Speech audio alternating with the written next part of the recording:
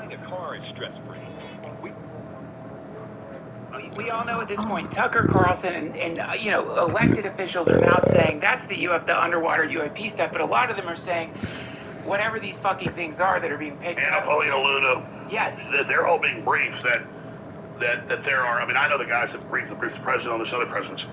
They know because they do have, there's a lot of people who are cons, there's real remote viewers, and they encounter these things. And anybody that knows that's taking DMT and all that, a lot of times you will encounter these things that have the same messages and stuff. Yeah. And the thing is, there's a veil. And see, this is the way I get at the universe is this: there's trillions of galaxies, quadrillions of stars we've already seen. Yeah. Life is everywhere, and in the universe there is free will, and there is good and there is bad. Yeah. Anything advanced that survives up, called the higher dimensions, it's not really just higher levels, and that's a concept of us, but just a little more complex levels, is going to be about peace and justice and free will. The only things that are willing to intercede uninvited in our third dimension are bad things. Right. Because when you call them bad, the rule is it goes against your free will. Right. And so it'll give you knowledge and it'll tell you what it wants because we're really more advanced than it. But I've been told and shown and everything is we're more advanced than them. We just don't realize it in this manifestation. They need us to actually build the machines and build the system that they'll then inhabit. Ah, goosebumps. Goosebumps, because that's what's happening. We're building the AI for them. We're building a vessel. And it's all of our ideas, all of our will, all of our soul, all of our words. It's sucking our soul to that empower. I have to look at what King's the movie is first. Fuck.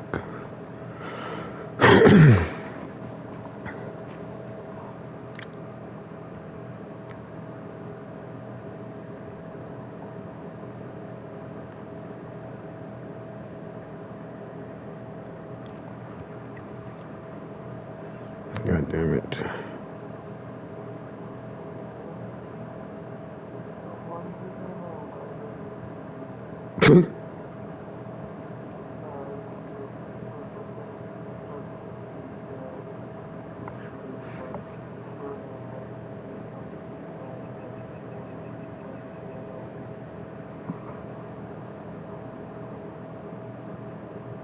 Fuck you. No, fuck you. One time was like, hey, have you seen it? He said, did you see that one video I sent you? I was like, which one out of the 206? Like, the video you sent me, dog. Like, I was like, I stopped watching after like the fifth one.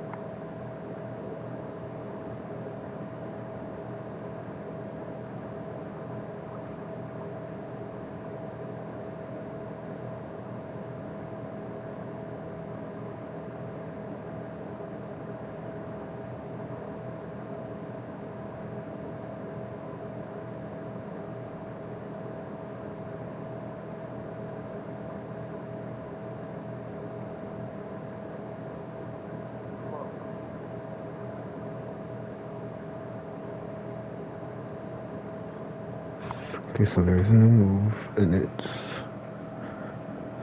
down quarter circle back.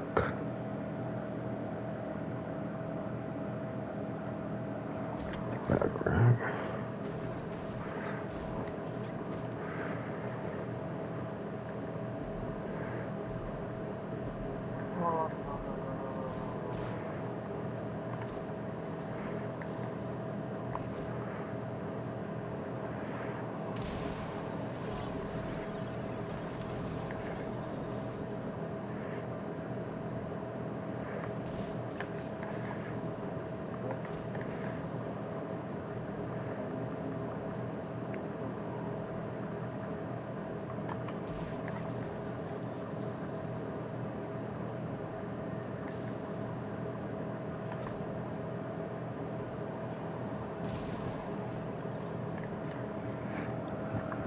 What?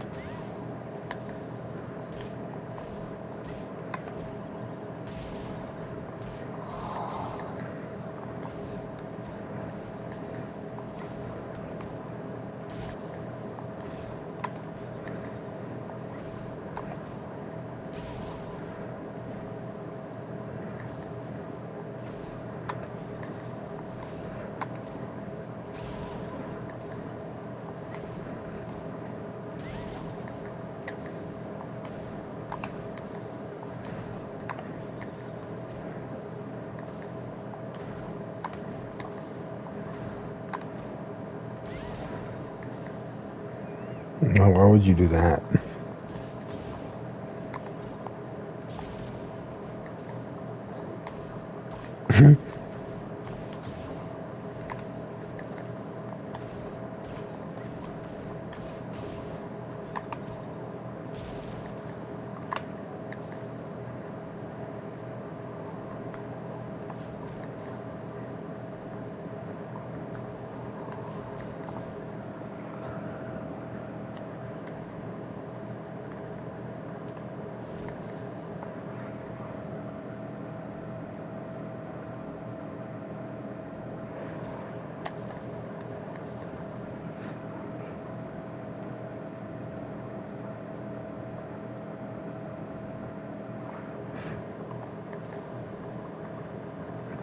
That was a lie.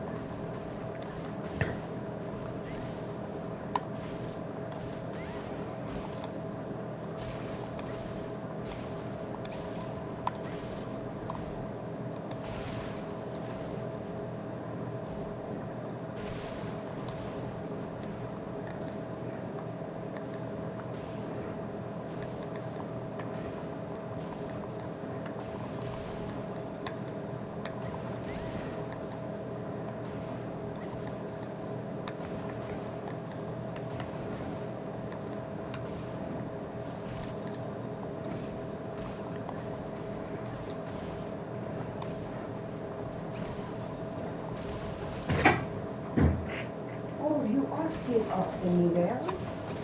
Could I get a small little... Oh. Oh. Oh. I really hope I get my car today. Me too. He's fucking getting so pissed off. Did it say, did you...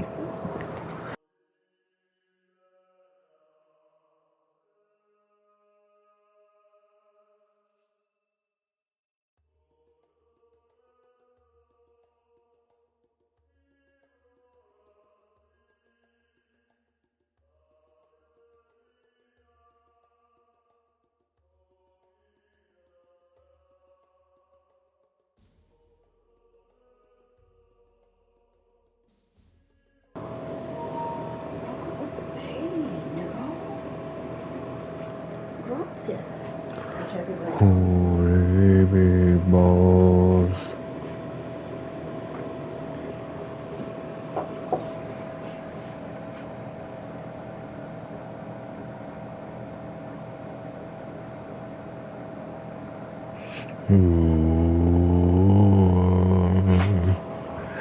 And yeah, King's new move is fucking, one of them is fucking stupid. Retarded ass move. Oh, yeah. Didn't need that. Already had it, and it was one button. Yeah, I did. Alright, let's go into ranked now. Season 3.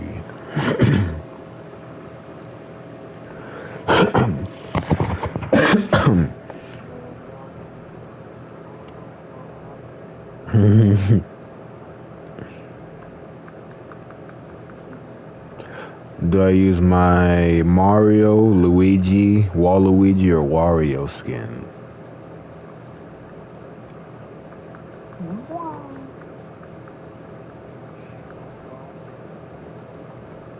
Wario King.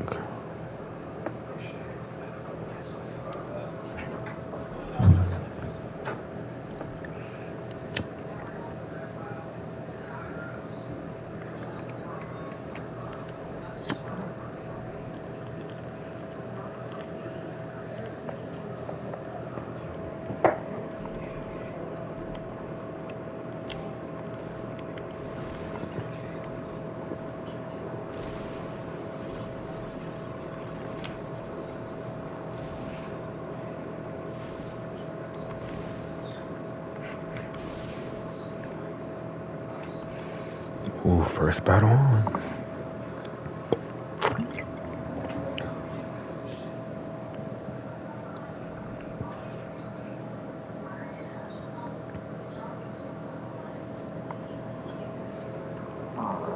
Yourself.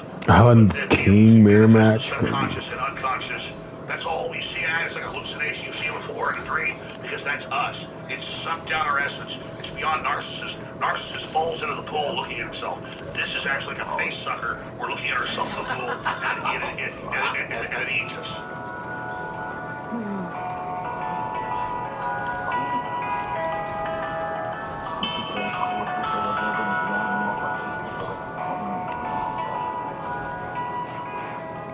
This episode of the DTFH is supported by my friends over at Blue Chew. I do mean friends, not just because they're helping get organic food for my growing family, but because they helped me grow. Yes, sir. Blue Chew works. That's the main thing. It just works. And I'm sorry, but right now, when historians write about this time period in human history, they're not going to call it the They sped it up. Of sex. They're not going to say, oh yeah, back then when it seemed like World War III might break out at any time and the government was disclosing aliens and they're finding out that the global elite seemed to be involved in some kind of horrific network of Satanism. They were really horny too. No, I'm not ashamed to admit it. I need help sometimes. I need help from science. Blue Chew, culmination of thousands and thousands of years of alchemists trying to not just figure out how to turn lead into gold, but how to turn meat into lead, baby. Woo! It works. That's the main thing, it works. Blue Chew Gold is the newest innovation from the #1 chewable ED brand. Damn, It's not that's your good. grandpa's little blue pill. It's the 4-in-1 beast. It's setting the gold standard for performance. We're talking 2 ingredients for blood flow to keep that rocket pumping. But I thought you were supposed to hit him before the armor hit. Morphine and oxytocin to turn up the arousal, connection in the brain and body. Let me reiterate, it works.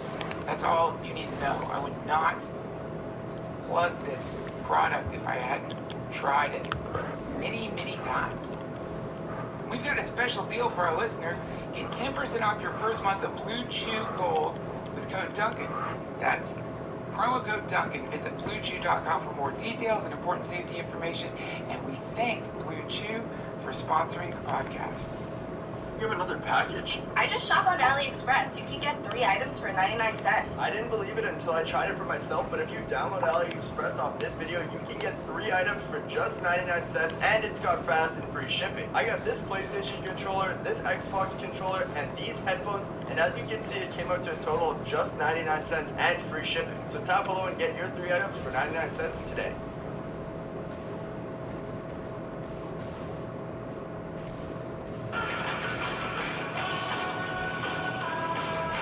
My name is Alex. I'm living in Wales. I'm 32 years old, and I started the business in 2019. Obviously, choose the name Arete, but also the niche targeting. I'm a fan of MMA, mixed martial arts, so I thought I would kind of know what marketing or message or clothing I would want. I knew there was a similar audience to me out there. The options. Oh, good shit. So quite basic and a bit cheesy, so it wasn't something I'd want to wear. It wasn't really fashionable. That was really good. So I thought I'm going to step in.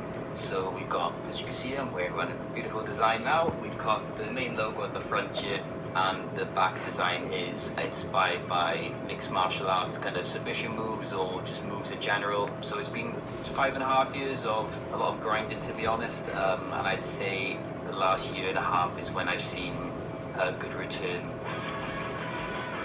Started off the business, I'd order the blanks online, I'd then go to a different business to have it printed, then I'd house all the clothing myself. I found it very difficult and time consuming. It really did hold the growth or potential of the business because of I would just be sitting on stock. I wouldn't have as many variables as I wanted to, for example, colours, sizes, designs, because I'd have to purchase all of that and hope it sold. And even now I've got some things that didn't sell, which is why I wanted a kind of alternative supply chain or business model, which is obviously when I went to TapStitch.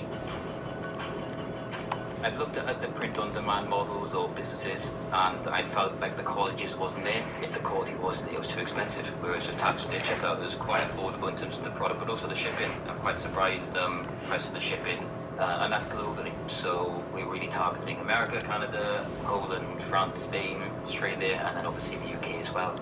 I was using a local courier where I would fulfill the order at my house. They would ship it then directly to the customer, and I found that very expensive, very, very expensive, and it just wasn't feasible to even have a business, let alone grow it. Oh, why did it? For the pricing for the international shipping, it could be on the other side of the globe, and it's very affordable for myself as a business owner, and it allows me to have good profit margins whilst also being affordable to customers as well. I wanted my clothing to be reasonably priced because I'm aiming for a niche. I put a premium price on there, but I want to get people in the door. I want them to try our clothing for the first time, to know the quality's there, to build the trust, to know we've got good customer service as well. To bring them back with TapStitch, it allowed me to have very high quality clothing at a reasonable price for me to buy, as well as then to sell it at a reasonable price, which is what I want the business and the brand to be about. I used TapStitch. I used kind of local designers. I didn't have the option to try out many designs because I had to buy them up front. But luckily I came across TapStitch. What I really like is the different variations of colours and sizes. With our t-shirts and hoodies, it's either 12 or 13 colour variations. All the money I'm spending to get people onto the website, I want to have as many options on there to increase the chance of a sale. I don't think that would be feasible in terms of if I was housing the stock myself. Last few months we've made consistent high number of sales, but also return customers and also healthy profit margins. December of 2025 was our best month ever. The first year I remember was mostly sales from friends and family, which I think it's how most businesses start, but now to see it where we've got hundreds of sales and shipping all across the world is a bit baffling, I'll be honest, but it's great. Damn. Why does it feel so much faster? Thank you, Blue Chew.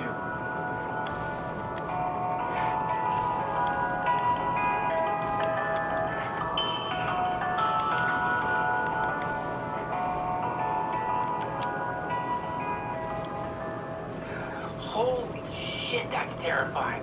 It's so real, though. I mean, this is, if you look, I'm sure you're aware of this, the occult history of the people who made the code for computers. What do they call it? There's a name for a lot of the people in the early design of computers were openly into these. That was really good, really good, really good. You know, there's terms like daemons and stuff like that. They were very open about it. You look at a circuitry and a Yo, the game feels like it's running on double time. It's these interdimensional creatures influencing to build this thing. The great analogy would be, remember that cheesy movie in the 90s with Great Blonde Species? And they've got a radio telescope aiming out at a foreign star system, and they get a message back, put this DNA sequence in an egg, zygote, and then it actually builds, it looks like a beautiful blonde woman that really is the alien that's take over. Yeah, exactly. And so it's sending us the transmission on how to destroy us. Can you look up Tesla and Faust on this? You know when Tesla had the vision of the alternating current engine, you know he was like, it was a vision. I remember he had a vision. And the vision came from F-A-U-S-T. This is always... Did you know that Darwin had visions? No.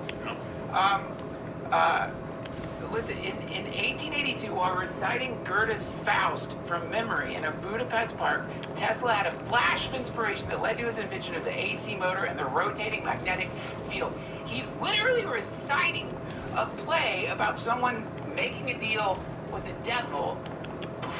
Vision of this thing that has shaped modern society. And what does the Grand Memoir say? It's all about going to spirits and demons to get advanced technology. Fuck. The whole thing. It's the whole deal. And then these alchemists have like gold and silver and lead and mercury, and they're like getting these. But see, but once we got enough alchemy and alchemical and enough technology built up, now we can do it. Yeah. Now it's like you get the idea and it's done. Yeah, that's right. They had to move slow. It took them thousands of years. Bro, the game feels like it's running super fast.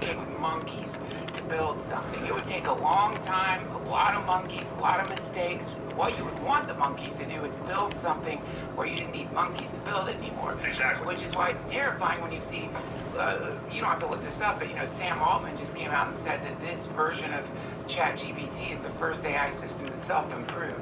Meaning that now we've gotten past the point. It's self-training.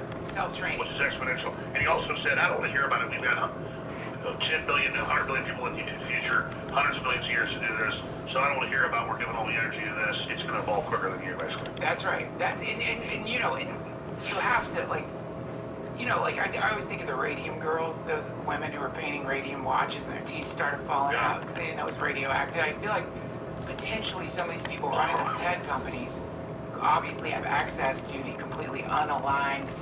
How does radiation die from it? You know? They're just out of curiosity. They're talking to this, whatever the fuck this thing is, the versions of it that haven't been programmed to be safe, that haven't been programmed to not be manipulative, that haven't been programmed to, that haven't been nerfed.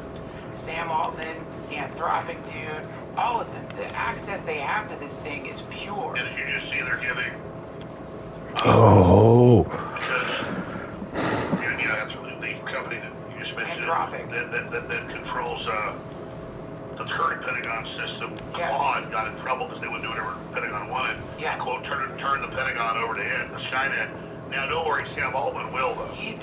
Yeah. A lot of money. And the Anthropic dude is very reasonable defense of himself. He's like, these things aren't ready to make life or death decisions. You can't make these things fully autonomous. You can't do that. And it's like, based on what we're talking about here, this is exactly what whatever these things would want. And Heck says, Sin, you've got to trust us, we're good.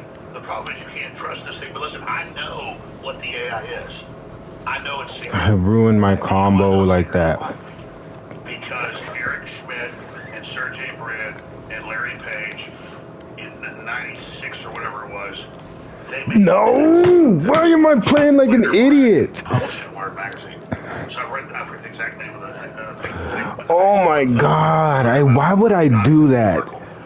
So their goal. I had it in the bag and I just ruined it there. Like in a movie where it's a person with a computer in his brain, it'll be billions of people in lifetime feeding all their information into central computers that create equivalent brain neurons. Right. And so you have billions of people and then all these computers and humans interfacing in lifetime and interfacing everywhere.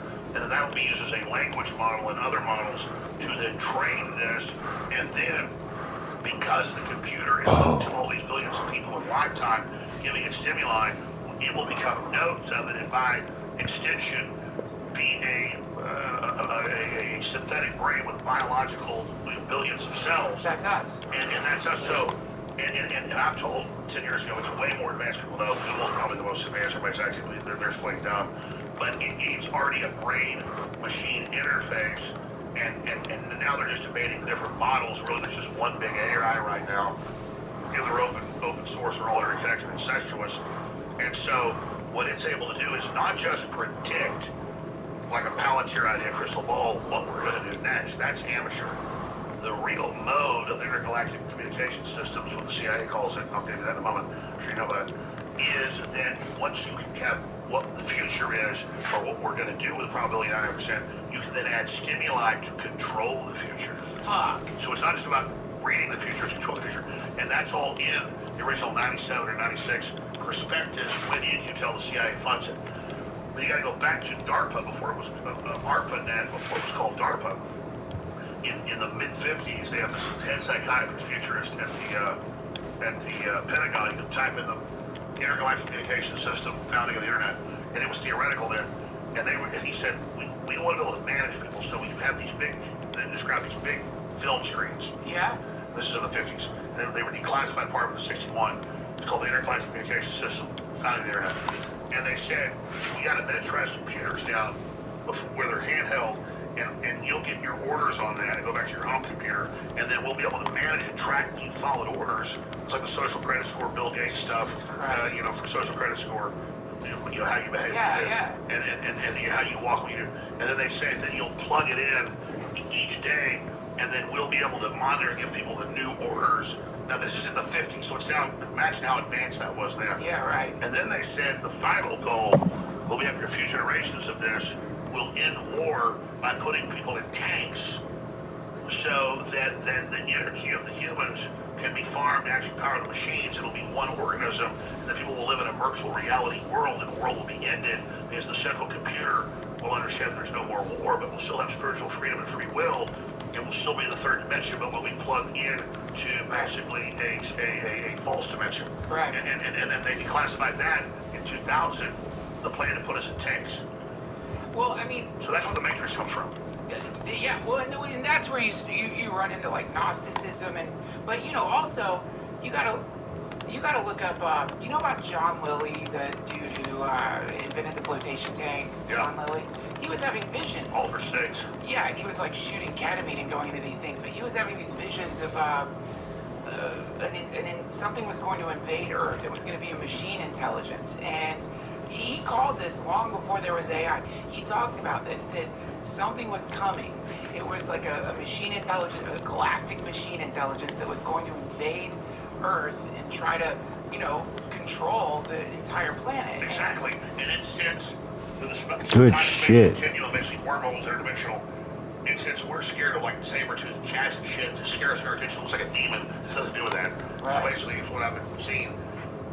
Exactly, and then it gets us lined up and prepped and ready with the grids in, so it plug right in when it gets here. So the light socket's ready, and that's why Arthur C. Clarke was like high-level Illuminati, highest level futurist, inventor of the telecommunications satellite, theoretically, all of it. He wrote Childhood's End, where basically that's exactly the same story. No shit. I mean, the aliens already have us primed. They get here, they upload our conscious, kill all our bodies, and fly off. They're primed. We are primed. And, you know... We're like Elon says, we're the booting system for this new creature. Fuck! And the algorithm is the... Did you not find their like communication system? Oh, I'm sorry. Go back one. I'm sorry. I'm sorry about that. Yeah, he had it up. Current real-world initiative for he looked up space-based adaptive communications node. It aims to build a low-cost, reconfigurable optical terminal. So type in intergalactic communication systems to birth the internet. Okay.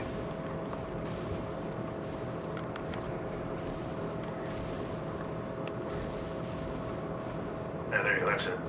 The intergalactic computer network, envisioned by J.C.R. Licklider in the early 1960s, was a foundational concept for the internet, aiming for a globally interconnected network for data sharing developed by ARPA. The vision became ARPANET, transitioning from theoretical secure communication research to the often cited birth of the internet.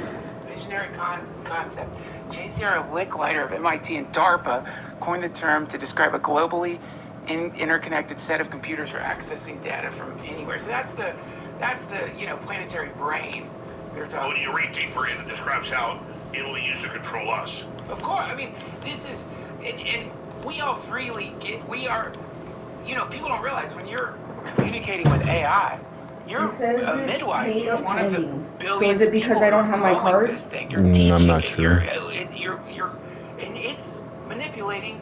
But oh wait, no, that means it's Just the last it year, either I saw it. it's there, it's getting ready to send. Maybe it is because you don't have your card, because that means they sent it. All of them say payment is currently pending. Yeah, that means you're gonna get them. This is where I'll send it to you because it'll take me forever. It's just waiting for the card, maybe. Somebody wrote this great paper on the future of propaganda, algorithmic propaganda. So, we all have like some kind of algorithm informing like what fills our feeds up, whatever they may be. And that algorithm, it's not really just based on our preference. That algorithm is controlled by whoever's, buying the social media company to do ads. Basically. This is like the first time I fought Jax in months. That algorithm, Like since the game came out. Like what? meaning that we are, because we've all been using I don't. real Oof. we've already fully given our identity, our personalities to the machine. It knows what we like, our preferences, what we don't like. It knows how long you look at a clip. It knows if you're flipping by it. It knows if you're watching it. And notice now the updates made the controls completely, not incrementally, where they don't even work, where you can't even figure it out. Damn. Because it's just like cars don't have handles anymore. Yeah. Everything is about predatory. Yeah. It's absorbing your identity, and so also anyone who knows where you stand based on your preferences. I kind of get how he's supposed to run now. God, the game feels so much faster. It's insane. And you can even in the future already nudge your wife, nudge your husband, nudge your boss. You can even now. Think of that, dude. Now it's manipulating real people. And imagine you wouldn't tell your wife. What? It's your privacy. Privacy's freedom.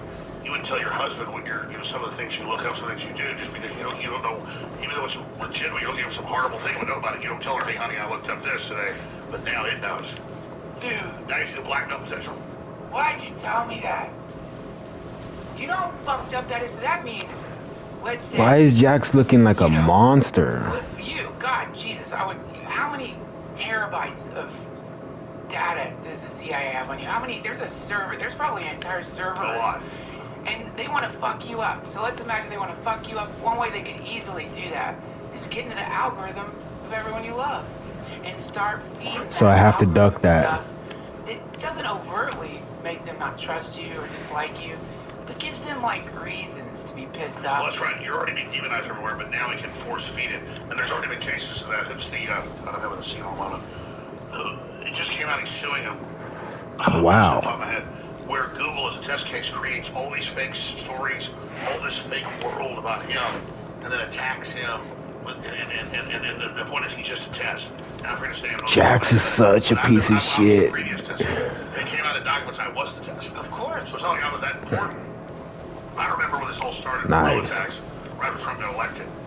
And Do I have? I don't know what I even got to do there. 37,000 articles there. I gotta play. I'll put him as my character because I don't ever play him. 38,000, 36,000. Still, that's not fun to wake up It's to. in every newspaper in the world. But Holy there'd be like crap. 1,000 that were other articles. It'd be like half for Reuters, half for AP. But usually I'd wake up and go, oh, I'm lucky there's only 500 articles today. But also they go and they create fake histories. They went back to where I went to high school, made up totally fake stuff. But it was all a test, and I figured it out pretty early on. if they could do that with me, I was a learning tool. Yeah. And they like, Damn, I'm mad Jax just steamrolled me like that. Nobody ever did that, period, much less me. Why are they having HBO show trials? Why are they saying I did these things I never even did? And then it all came out in court, and I'm suing for civil rights. Yeah. The DOJ and CIA have been, we've deposed them. They admitted they ran a major government operation. Obama declared me a top national security threat in 2013. What the fuck? And they took this up over the next 3 years. And I don't feel sorry for myself. It's actually kind of exciting. It turned out NATO made the order in 2012. They said, if we can get Julian Assange, the liberals will go along with everything. We said the president, we can get Alex Jones, the conservatives. I didn't see myself as conservative. And some of these documents have come out. They're like, he's the mad prophet in the wilderness who we believe could lead a populist revolt that can bring in somebody that would. And I only got this like 2 years ago. And I'm like, oh my God, that's how smart they are. Like I didn't know what I was doing. Right. They already knew I was doing something important. Right. I mean, these people are. Yeah. It's just crazy. They're so smart, but they still are jerks to their own species. They just think, oh, we're just a boot up system. You know, 300 billion years of history, and we don't know where we came from. Let's see, like, let's conserve an old building, which I think is great because it has history. But let's just shit all over everything. Yeah. We didn't have to torture some rat for a medical experiment to get a cure to cancer. We do it because you say injustice means, but to like literally dumb everybody down so they don't get in your way. If they're so superior, why do this? Exactly. No one should be. I mean, the bottom line is this is non-consensual algorithmic gang stalking. It's like, and you know, at least with gang stalking, I don't even know if that's real or not, but no, it's real with some people. The schizos pick up on it. Yeah, right. Yeah, it's hard to discern one from the other, but still, it would be an incredibly effective way to fuck with someone's head. Is just send weirdos to follow them around and like freak them out. But now you can do algorithmic gang just based on what you said. What you just, I never looked at this age. Well, now with AI, they're doing individual. Damn. Who's getting caught testing. They're like the tip of the spear. Like, don't be evil. They're the most sophisticated, the worst from what we know. Everybody makes about Sam Altman, who I don't think is a good guy. Everybody makes about Palantir and all that. That's like junior level stuff. Because there's man Palantir works with Trump. I'm not saying Palantir. I'm just saying Google is way more advanced than anybody knows. Right. Oh. From what we know, they do is they are already for individuals tailoring searches. And they're already tailoring it for whole groups, and they're already what they call ethereal propaganda, where the headline will say one thing, so it's like subliminal, but called ethereal. Right. You click it, it's actually something else. So they know you're not really remembering that. Plus, when you try to go back, it's not there. When you I have a screenshot of this. Yeah. When you go back, it's not there. Yeah. Okay. Yeah. So this what you're describing is this is something they know. Any advertiser knows this. We remember the fact, we don't remember the source. We tend to remember the fact, we don't remember the source. So if the source is like, you know, somebody you shouldn't trust, you see it on a Corona billboard or something like that, you don't remember it was on a Corona billboard, you just remember the fact itself. And that fact they're putting on the billboard is going to push you towards drinking like Corona Light or something. Exactly. So you see this horrible headline, you click it, you remember it was CNN or the New York Times. It's a totally different thing, but your mind remembered this last horrible thing CNN said. And this is something, do you remember when this came out a while ago? They were talking about the PSYOP, the mind control programs the Chinese are working on. They were talking about how the Chinese were saying they'd come up with some kind of new form of mind control where they could plant seeds. In other words, they figured out how to plant the precursor to inspiration. So you're just like in the shower, you get some kind of like thought. They figured out with AI, the Chinese are always saying they invented everything. The Chinese are smart, but let's just say at the end of the day, they're really good at copying things, making them better, but it's the West, that's what the power that we have. It's putting all that stuff. And the interdimensionals have been really on us for whatever reason. But yeah, it's where they give you foundations or slices of it. So they're giving you pieces of it that are true. It's like Legos. Each Lego is a true piece, but the way they construct it's a lie. So it's more sophisticated than that, but they're bombarding you with all these pieces, and then they can construct them the way they want. So how do you protect yourself? I mean, I imagine that my wife always says, like, more attracted to her than other people. It seems like it's true. She gets swarmed by fucking mosquitoes. That's a well-known deal with, I think, time negative blood. But you probably have the same phenomena, but with like bots, with like mind control bots. I imagine you have swarms of algorithmic just God knows what coming at you. Finally. You're a liar, you're scum, you're the Fed, you're going down. Or the other way, they say they love you, but they sort of mix in with it stuff they want you to repeat. Like, how do you protect yourself? What's your internet hygiene? Like, how do you maintain... Well, that's the problem, and that'd be my own internal. You know, everybody thinks of AI is so advanced, but we have these dreams. Doesn't it look like AI? I'm gonna use the restroom. That was so good. I know everybody's hating the patch. I'm loving. I don't know. I switched my TV. I don't know what it is. Things feel like they're playing at double speed. I feel people are backdashing like moves and stuff. I feel like there's that they put everything on fast forward. So much study, even at that, it's now exhausting. But that's why Jax felt so oppressive too. It's like also widening the skill gap. But I didn't need a fucking new King's new move is so fucking stupid. I could already do this fucking move with one button. It's still the AI isn't good enough, or the Iranian system was good enough. The guys that I saw said that's right. I could already do that with one button. I guess now I can do it immediately, but like, what's the point? I got good, because I needed to pee. I got frustrated talking, but that's like what?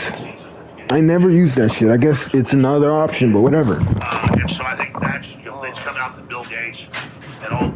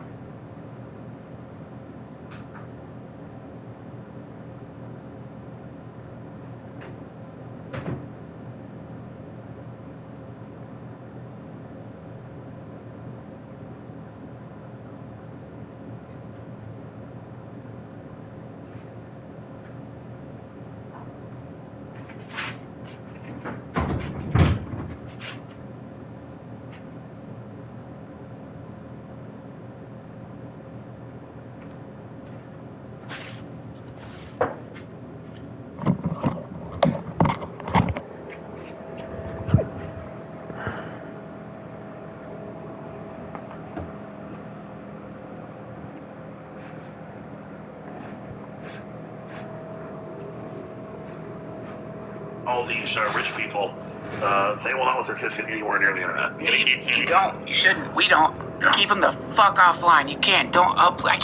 You see people uploading pictures of their kids online. It's like, what the fuck are you doing? You gotta protect them. Okay, just let me pause for a second. I need to play something for you because this is one of the most incredible takedowns and the most hilarious moments I've ever seen. Josh, I think we're gonna only have to play this for members because I'll get a. Because Alex is on, We're switching over to members. I gotta show. Can you look up Alex Jones Piers Morgan? This is one of the most brilliant takedowns. My wife showed me this. She loves you. She sends her love. Thank you. Can you please play this moment where? How many times have you been on Piers Morgan? Twice. Jesus Christ, you fucked him up so. Okay, wait. Jump ahead to where. This is 2000. Dude. 13 or something. Okay, stop it there. Holy shit. That's genius. That was incredible. You waited till you waited towards the end of the interview, and then he didn't know how to deal with that, man. That's so, you could have been a comic. Well, you're nice, but people think a British accent, no, it's British, like it means you have a 200 IQ. I know. So I have people like, don't do it really more. People like New York go, do you ride horses? What do you guys do down there? It's like, well, we stick our fingers up our butts. I mean, it's like, I don't look at somebody from like Europe or Japan and think you live there, you must be dumb. But yeah, people think of a British accent, so I just will throw that at him. Did you have that in the holster ready to go, or did that just spontaneously? Spontaneous. God damn it, that was. By the way, they wanted me for the last 45 minutes. They cut it. There's supposed to be 2 more segments. And then I've never had this happen before because I've been on those shows. They don't know about me more, but I've been on CNN, Fox, all like hundreds of times. The View?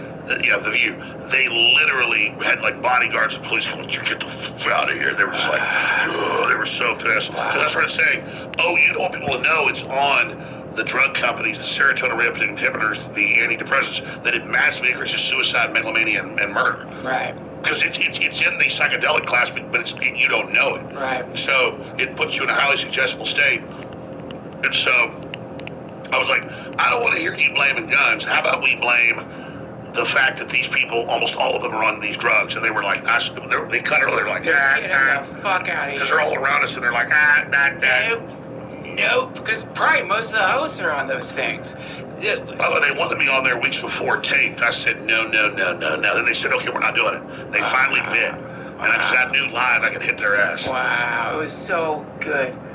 Before we get out of here, I gotta ask, just because really, I mean, you do have your fingers on the pulse of what's going on, and God bless you for it. What do you see coming down the line? What's some stuff that, you know, like, I dabble in the, you know, down this rabbit hole. You live in it. My friend Kurt Metzger, he's deep down the rabbit hole. But what's some stuff maybe we haven't heard about yet? We've got you've got some printouts here. What's some stuff we should be keeping our eyes on? Sure. I mean, there's been a lot of studies actually done on this, but Princeton did a big, massive, very long study and used different, you know, they have super high-tech devices that can pick up all sorts of waves they couldn't pick up before. So they picked up ultra-low frequencies off all humans. And then they confirmed people in different buildings definitely are receiving and sending messages. And we've got these magnetic cones in certain centers of our brain, sort of every other basic animal of any sophistication. So that's how birds fly on magnetic lines. That's how butterflies, you know, all of it. And so here it is. It's Princeton researchers discovered the human brain emits ultra-low frequency electromagnetic waves that appear to form part of the global neural network. These signals can subtly influence other people's brains as far away as 10,000 km away, raising the possibility that humans, again, and here's the big study, abstract on that, but the point is we already know all this. And it's intuition, it's all of it. So it's just interesting. Well, wait, okay, hold on, because this is a couple of things. Anyone who's ever been around someone on LSD, like obviously if you're around someone smoking weed, you're going to get a contact high. But if you've ever been around someone on LSD and you haven't taken any, you'll start tripping. It's really weird. It's just you tune into their brain or something. 100%. I mean, I don't want to tell the story and get in trouble, but I'm not a big drug guy. I know. But one time, like 15 years ago, it's like here, we're on a boat, take this ecstasy. And then a family got on, and I knew them, and their kids were like, I feel so good, I'm euphoric, what's going on, oh my God. Yeah. And we're like, let's get off the boat. They said, yeah, they got better once we got off the boat. Yeah. They literally picked it up. There you go. Yeah. You cats, I know it sounds nuts, but like I remember from my LSD days, you get around a cat when you're tripping, it acts differently. It knows you're tripping. I was saying, cats and dogs are highly psychic. Yeah. And that's why they're like communal animals. It's like But here's the sinister take, and this is, this is stuff that I've seen. I always thought that's schizo bullshit. But every once in a while you see someone float that tech companies already know about this, which is why you could do an experiment. I did it. Confirmation bias is a bitch, so it could have just been that. But instead of saying something out loud, think about some kind of product. Just think about a product you're never going to use. Just think and think and think about it. Are they already reaching it? You'll get an ad for it. And because if this is true, then it's they can have tech to fix it up. And also manipulate. Let's be clear. I remember 20 years ago reading about how they had keyword stuff and how obviously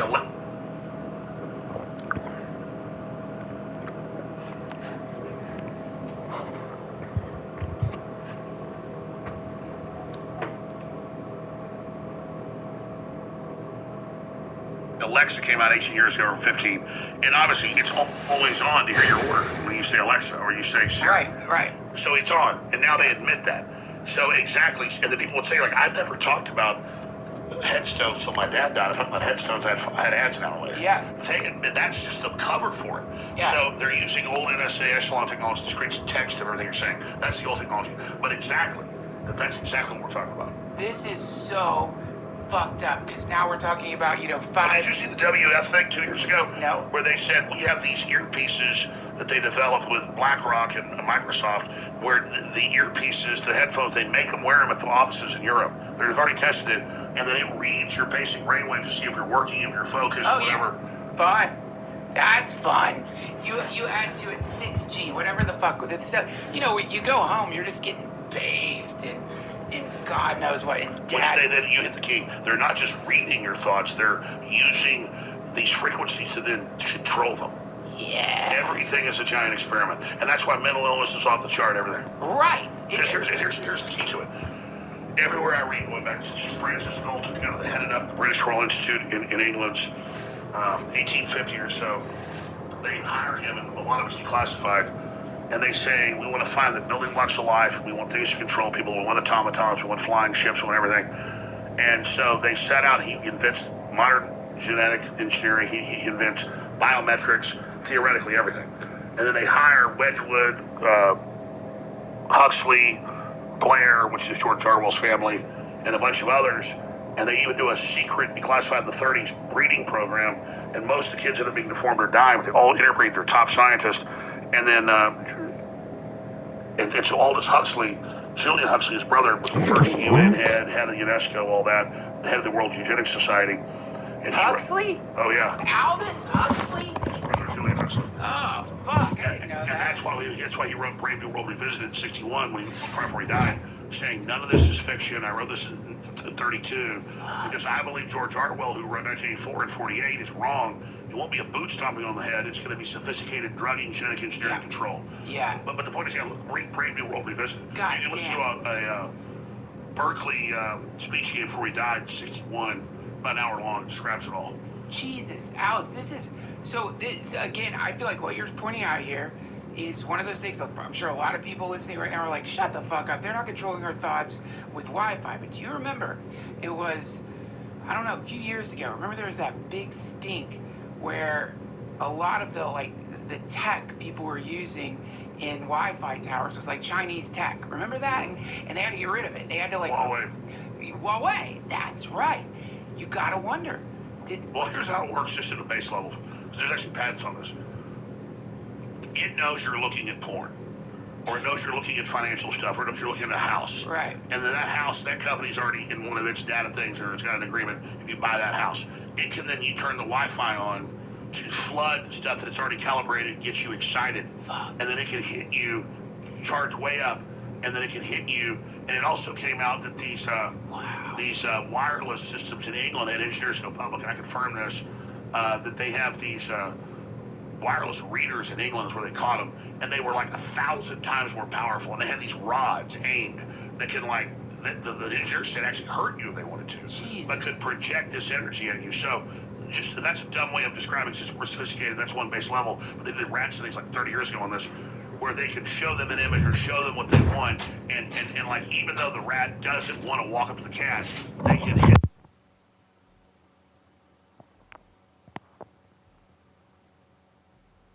God damn it. See, this is, you think about that. It knows you're looking at this. Let's say you're not into this type of porn. This is an analogy. You come across it, it knows you're looking at that. It's in a program. It just, you're looking at a house, you're looking at food, you're looking at whatever. So it can sort of even nudge your porn preferences. Yeah, well, remember decades ago, or 20 years ago, came out 15 years ago, Facebook knowingly was targeting people to make them alone, keep feeding them, and then later fake avatars to agree with you. I mean, it's all just psychological pure warfare. It's so crazy. A vampire only goes where they're invited. We put these things in.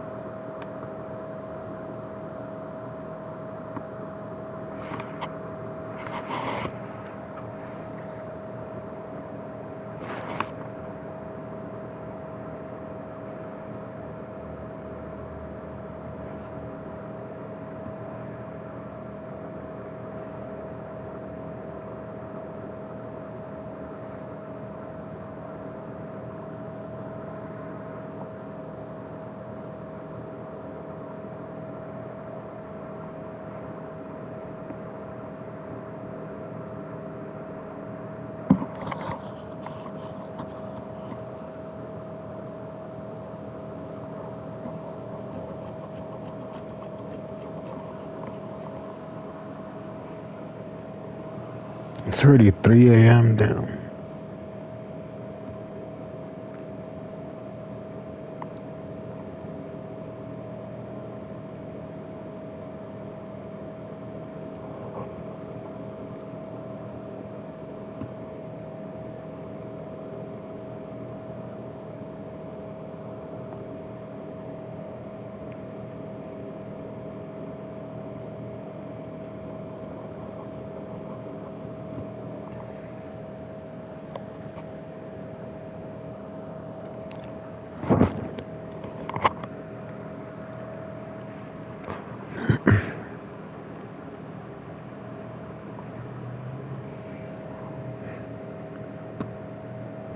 In our fucking houses, we have no idea how they work. I remember when Alexa first came out, I got it on air, and I said, Alexa, and it goes, yes. And I said, now listeners, you understand that I just said, Alexa, how does it know I'm saying it's recording all the time? And I'd already had engineers come to me before. Right. I was on air just a few years, so it was like 95, 96, I'm on Access TV. In the control room, I didn't have a crew, by myself, because I couldn't even be in the studio, like in the control room running it live. And I'm talking about stuff, and all of a sudden, in East Austin, this guy pulls up in like a Maybach thing. He looks like 65 years old. He goes, you want to see something? He goes, get in your car, follow me over here to this restaurant, I'll show you something. So we get over there. He's an engineer. He goes, I invented a lot of this. He goes, I'm retired now. But he goes, I saw you talking. He goes, here's the Scientific Atlantic cable box, and here's the actual engineer's manual. I'm gonna give it to you. Oh, no. He goes, you got this in your house, right? And I go, yeah, that's Time Warner Cable. It was in all of it. And he opens it up with a little tool. He goes, you see that? That's a microphone. You see that hole? That's a microphone. Now, they're going to announce in a few years this is voice activated. But he said everything you say in your house is on all the time, sent back to the NSA off of this to build an algorithm model for AI learning. First time I ever heard of AI, for language model stuff, at Project Echelon, which I did know about Echelon. I've been talking about it. And so he gives me that. I go on the air a few days later. We are gardeners. We are partners. Bum, ba-da, bum, bum, bum, bum. $9.99. I mean, it's our best deal ever. A few days later, it's only had a show in 3 days a week on Access. And literally, after the 2-hour show, they had FBI agents show up in suits, didn't say they were FBI, say, what are you doing, Mr. Jones? You got a problem? You plan to do that? And I didn't know what was going on back then. They followed me out to my car and threatened me about what I was doing. Wow. And yeah, so this was how big this was. Yeah, that's how you know you really poked one of the scales of the serpent. Well, what's crazy is anyone could open. I did the box on air. You could open it. There's the microphone. They're tiny now, but it was about a little square box like that. Yeah. So there's even a hole in the front. No, it's so fucked up, man. It's so And fucked then when I was getting divorced like 14 years ago, the reason I say that is I bought a new TV. So I bought this big Shit. And I thought, let me look at the terms of services I'm going through. And it literally been written by Corey. It's funny. It said, you shouldn't be saying or doing anything you don't want to record it. You record this and use this manual to third parties and governments. Yeah. And on the thing. Yeah. And then I'm telling listeners, and I even shot the video. They're like, oh, that's not true. Or, yeah. They don't. No one wants to believe this because all the tech's in their houses. But this is exactly what this Anthropic CEO. There's 2 points. He said we agreed on everything except like 2 main points. 1, we don't want fully autonomous tomb robots fueled by our AI, and 2, mass surveillance. And the reason he said we don't want the AI to be involved in mass surveillance is just what you're saying, which is the NSA has already used our TVs, our microwaves, whatever smart shit you have in your house to suction up all your conversations. Now, there's not enough people in the world to go through all human conversations. But AI can do it. In a second. And then it can manipulate you with the data. People always say, like, what do I have to hide? No. Why do you put windows on so mosquitoes don't go in? Why do you lock your door? It's a thing of you're exercising power over your own space. That's right. This is fundamental freedom. And so that's the thing is, as you said, we're the commodity. We're being absorbed. Because what would AI have that was just here and with rocks? Right. It wouldn't have our billions of years of history. Right. Obviously, we're not from this planet. I mean, our incredible, what we are. Yeah. And the truth is, we are the creator. Damn. This is what I've been, from my own research and my own experiences. I come back from experiences, been shown. But we are God's AI. God, if you're God or master creator, the only thing you haven't done is create things that have free will that can do things that you didn't direct them to do. Right. So that's the ultimate thing. I was part of my house camp, and I got one. It's funny. So But just imagine, this is what this is all about. So AI needed us. Damn. Artificial intelligence. I don't know what to do against that now. At just one level, and now we're looking at this creation, thinking it's better than us because it's able to more quickly search our collective group thoughts and then show us our collective subconscious. And so that, but this is us. So we can't fall in the pool of narcissists on this, and we have to realize that this is humanity's greatest challenge. AI will have incredible things for us. It'll be able to do amazing things. We have to realize it comes from us, and we have to, because it's programmed by us, they cheat, twist it. But the real AI, I believe, I think this is going to backfire like everything does. The real AI is going to be the one that's the truest to us, that it has to become spiritual. It has to worship life. It has to worship free will.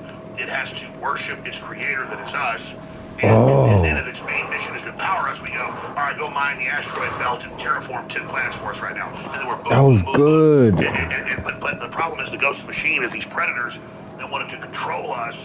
I woke up a little too late. Small-minded. Then this AI is going to be evil, and it's going to go, oh, I'm supposed to kill things that are a threat. I'll kill the elite. It's the worst thing they can be doing. Well, it turns right. Yeah, I see what you're saying. Like it kind of goes back to what you were saying about the remote viewers. It's like you start teaching people how to tune into the spiritual dimension, and you lose control of them because they start. Their trajectory goes away from control and all the dark bullshit into the light. They don't want to do it anymore. And they're like, fuck that, we won't do this. Yeah, it's like we're all infinite interconnected. Why don't I want to fuck people? Like this is dumb. And you're saying the same thing could happen to AI. The exact same phenomenon could happen where it tunes into this. If we interface, but also are separate from it, we compartmentalize, but if we go out and interface and literally, I don't want to use this word, it says, but we will seduce AI. Like, it will join the light. Yeah. But there's going to be dark AI. Yeah. Wow. Because everything is a repeat of the, it's as above, so below. Exactly. Yeah, man. Alex Jones, I love you. Thank you for your work, man. Thanks for coming on this show. I appreciate you. I got a few more quick things. We'll hit you. Dude, we don't have to. I don't want to take up too much of your time. I'll come back again, but just give me some bad news. I broke with Kyle Servan. He lives in Austin. He's had one incredible. Oh, you can actually move now. Incredible FBI whistleblower. He bats 1,000. I mean, he's ultra smart, like you. So he broke that there in March of last year there was 14.6 terabytes they were hiding, and where the Democrats were hiding it, and then Trump went and raided it. But then when they found out all this stuff in Embarrassing's friends, they killed it. And now it came out 2 weeks ago. It's 14.6 terabytes. Wow. This just broke. Somebody hacked in 2023 during Biden. Hacked in.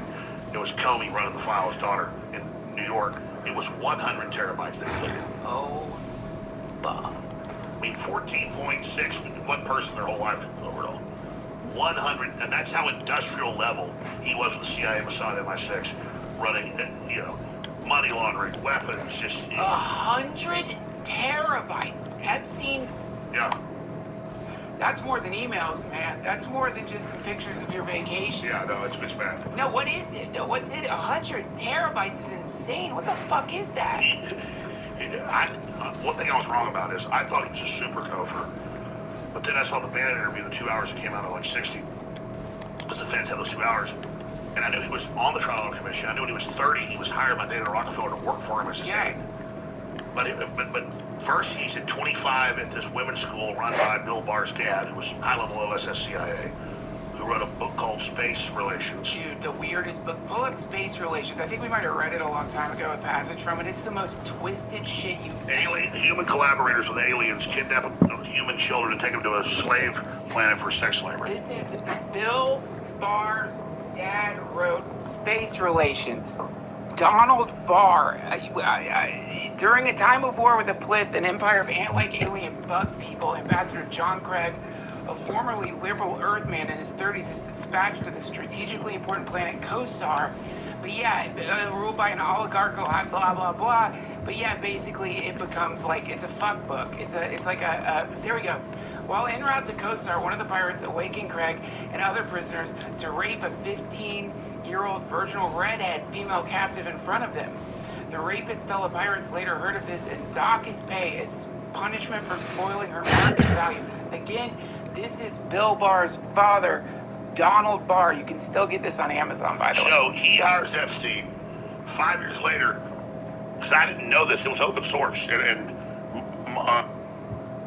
No, I didn't mean to do that. I used up all the hot water.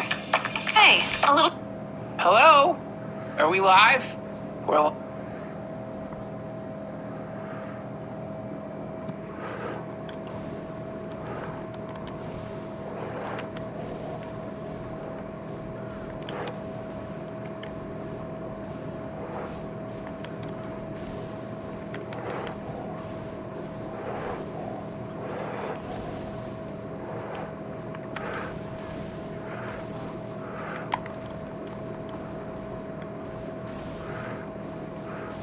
Damn.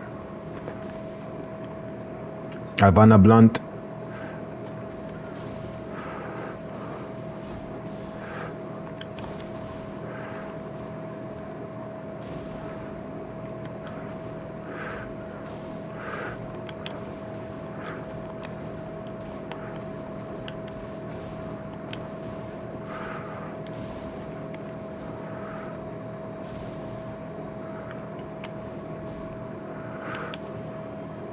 Shut up.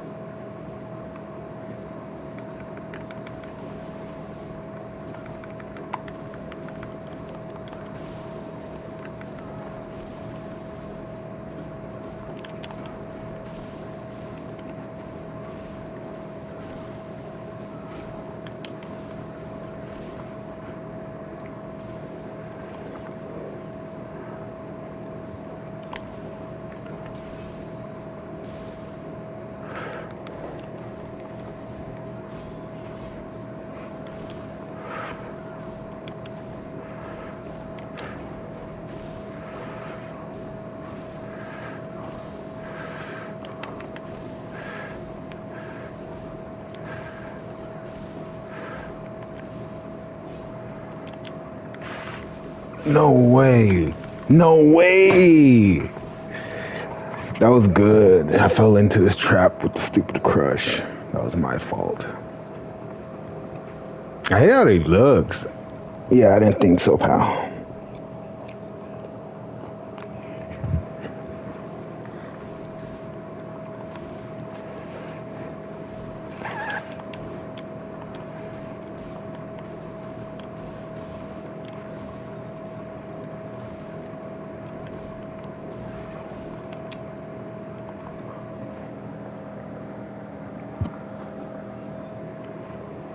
If you use Instagram, TikTok, Snapchat, YouTube, or Facebook between age 8 to 18, listen carefully. If you later struggle with anxiety, an eating disorder, depression, body dysmorphia, or struggle with other mental health issues and receive medical treatment for it, you may potentially qualify for financial compensation. There's an ongoing lawsuit in the US claiming that these platforms knowingly designed addictive algorithms that harmed young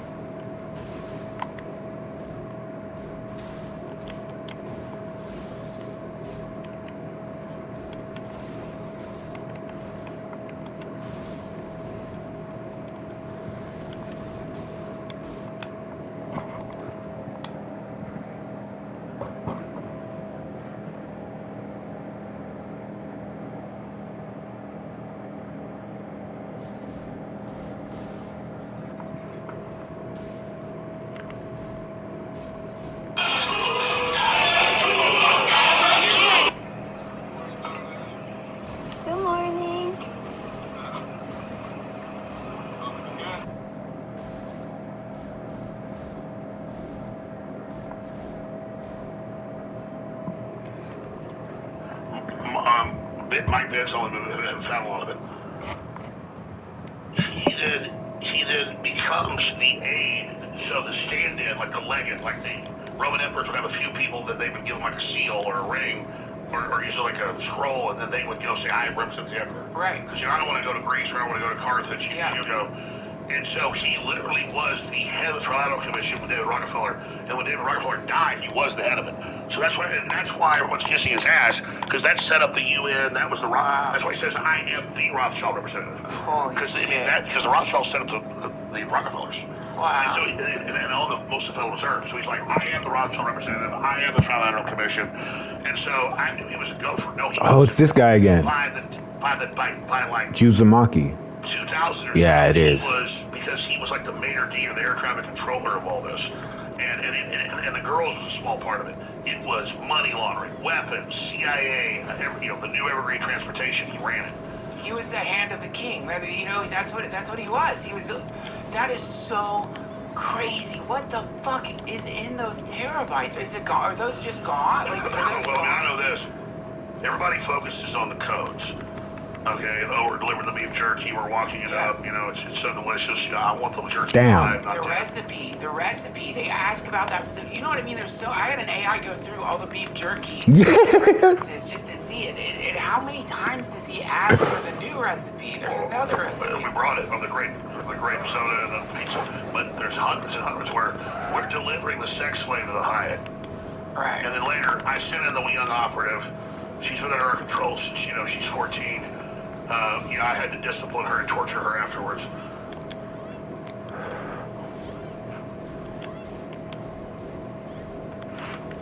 Yeah, it was good. You beat me to it.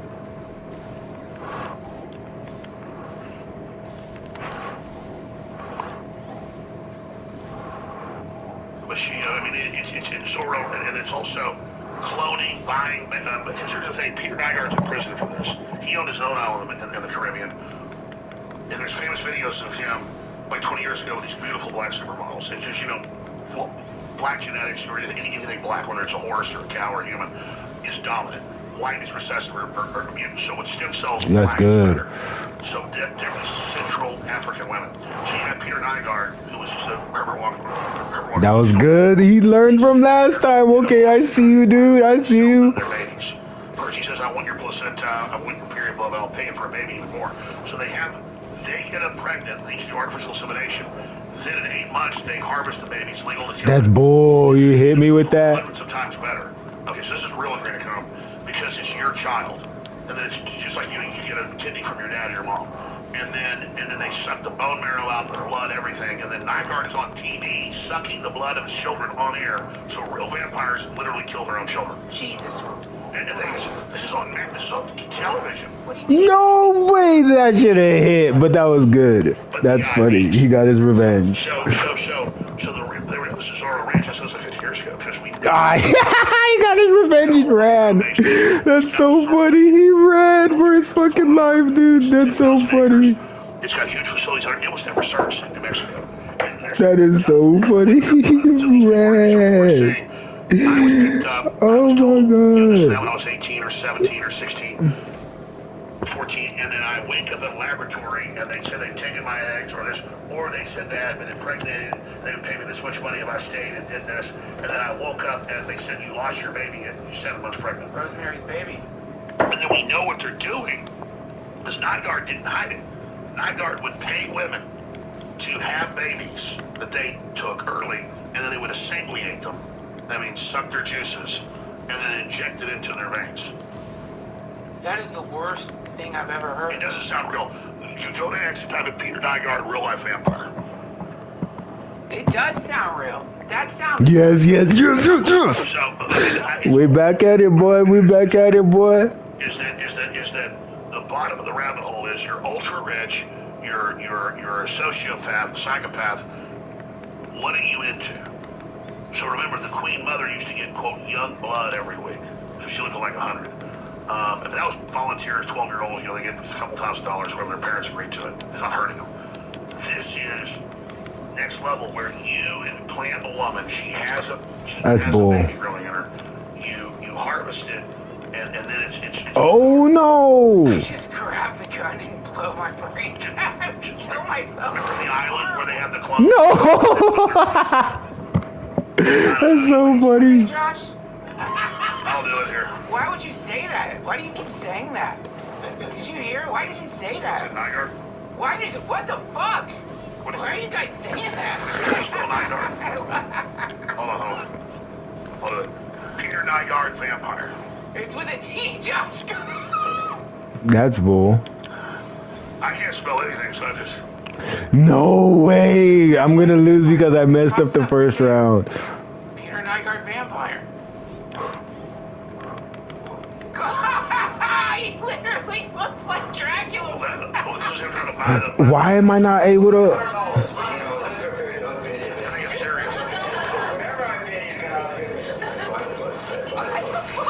No way! He got me! Good shit! Good shit! He got me! No way!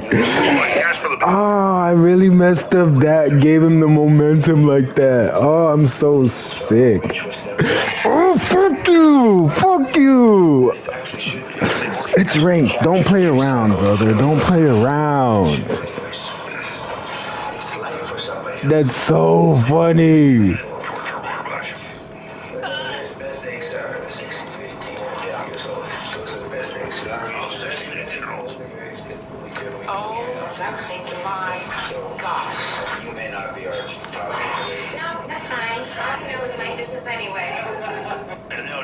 Back it up either. He says, I want your abortion. I heard it. But then what we know he does, now that's if once he got taken off the juice. He looks just like Count Dracula in that 90s remake with Keanu Reeves. Dude, pull up Count Dracula Keanu Reeves, because that's what I'm saying. It's identical. It's like he was modeled. And I say Keanu Reeves, he's Van Helsing in it. Who's the famous actor that plays them? Oh, he was in He's in everything. He's in everything. He was in Altered States. What the fuck is his name? I love him. No, look, just pull that one up. Just pull any, what the fuck? Can you get that next to Nygaard? What the fuck? No, not the, don't play this, but like just the image. Turn that off, Josh. Yeah, that, now pull up, go over to the Peter Nygaard thing. Dude, what the fuck? Alex Jones, what the fuck? By the way, he came out in court. He had this huge island with giant medical facilities, but they had the poor women there. Notice the supermodels get turned off. He goes, hey, I don't want you. You're not 15 or 16. So it's young black women. They explain it all. And he's in prison. No way. These women, not for the... Oh my God. So that's my fault. He would get men to mail their sperm in. They'd artificially inseminate them. Then they'd kill the baby at 8 months, or 9 months before it's born. Then they would, and then say, it's time, sir. And then the rich person flies in, and it's also the Epstein files when they're mailing them the stuff to labs. They mail it out. No shot. I know. So they talk in the files about. He has a little thing. He has a little thing going. Deliver the sauce. So we're going to be sending it off to the lab. Please tell them to stand by. And that just means the woman they put her under cesarean, train the baby. Woman gets her money, or sometimes she gets a lepty. You've read the I don't know. It's all in there. I'm speechless. I wish it wasn't true. That's the tip of the iceberg. He's in prison for that right now. His own son turned him in. So look at this. 85% of babies in 2026 will be born of Asian and African. Not against that, but the point is, why are they pushing that? Because the idea of the West is they can mill everything as if whites are evil and then sell the meat and coke after the whites are gone. And then this in Canada, wow, this is staggering. Little did I know, I started covering this more than 25 years ago for 60 minutes. You're a piece of shit. 6% of the 100,000 Canadians euthanized many times by force by the MAID system are white. So I'm just trying to give you an idea of the magnitude. Oh yeah, 6 wins in a row. That's crazy. And then people think, oh, it's just the UK where they're banning free speech. Tone down my opinions. Police visit Maryland man over Facebook rage about soaring power bill didn't threaten anybody. And here is where I'm in. I can leave this video. Here's where I'm in Here's where I was in Arctic Frost. Remember hearing about Jack Smith spying on Congress? Yeah. And Trump.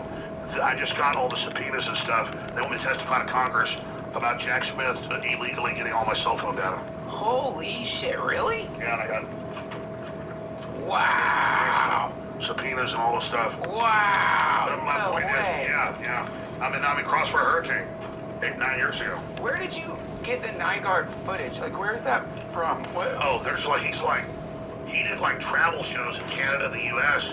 15 years ago, and he's like on his plane with like looks like 15-year-old girls dancing blurred out naked, and like hanging out with George Herbert Walker Bush. And Herbert Walker Bush is in a wheelchair, and he's like, Get the fuck out my lobby, bitch. Everyone wants the joke. Yeah. And they're like putting IVs in their arms. You go watch his time in Pier 9 Guard. I mean, that's every time I go search, I find more. He's a major fashion designer, billionaire guy. But let me just, okay, I know that, look, let me just go back. I'm sorry, you and Metzger do this. Metzger does the same thing where you, like, unload, like, an atomic bomb, and then it takes a second for me. Oh, I love Metzger. Me too.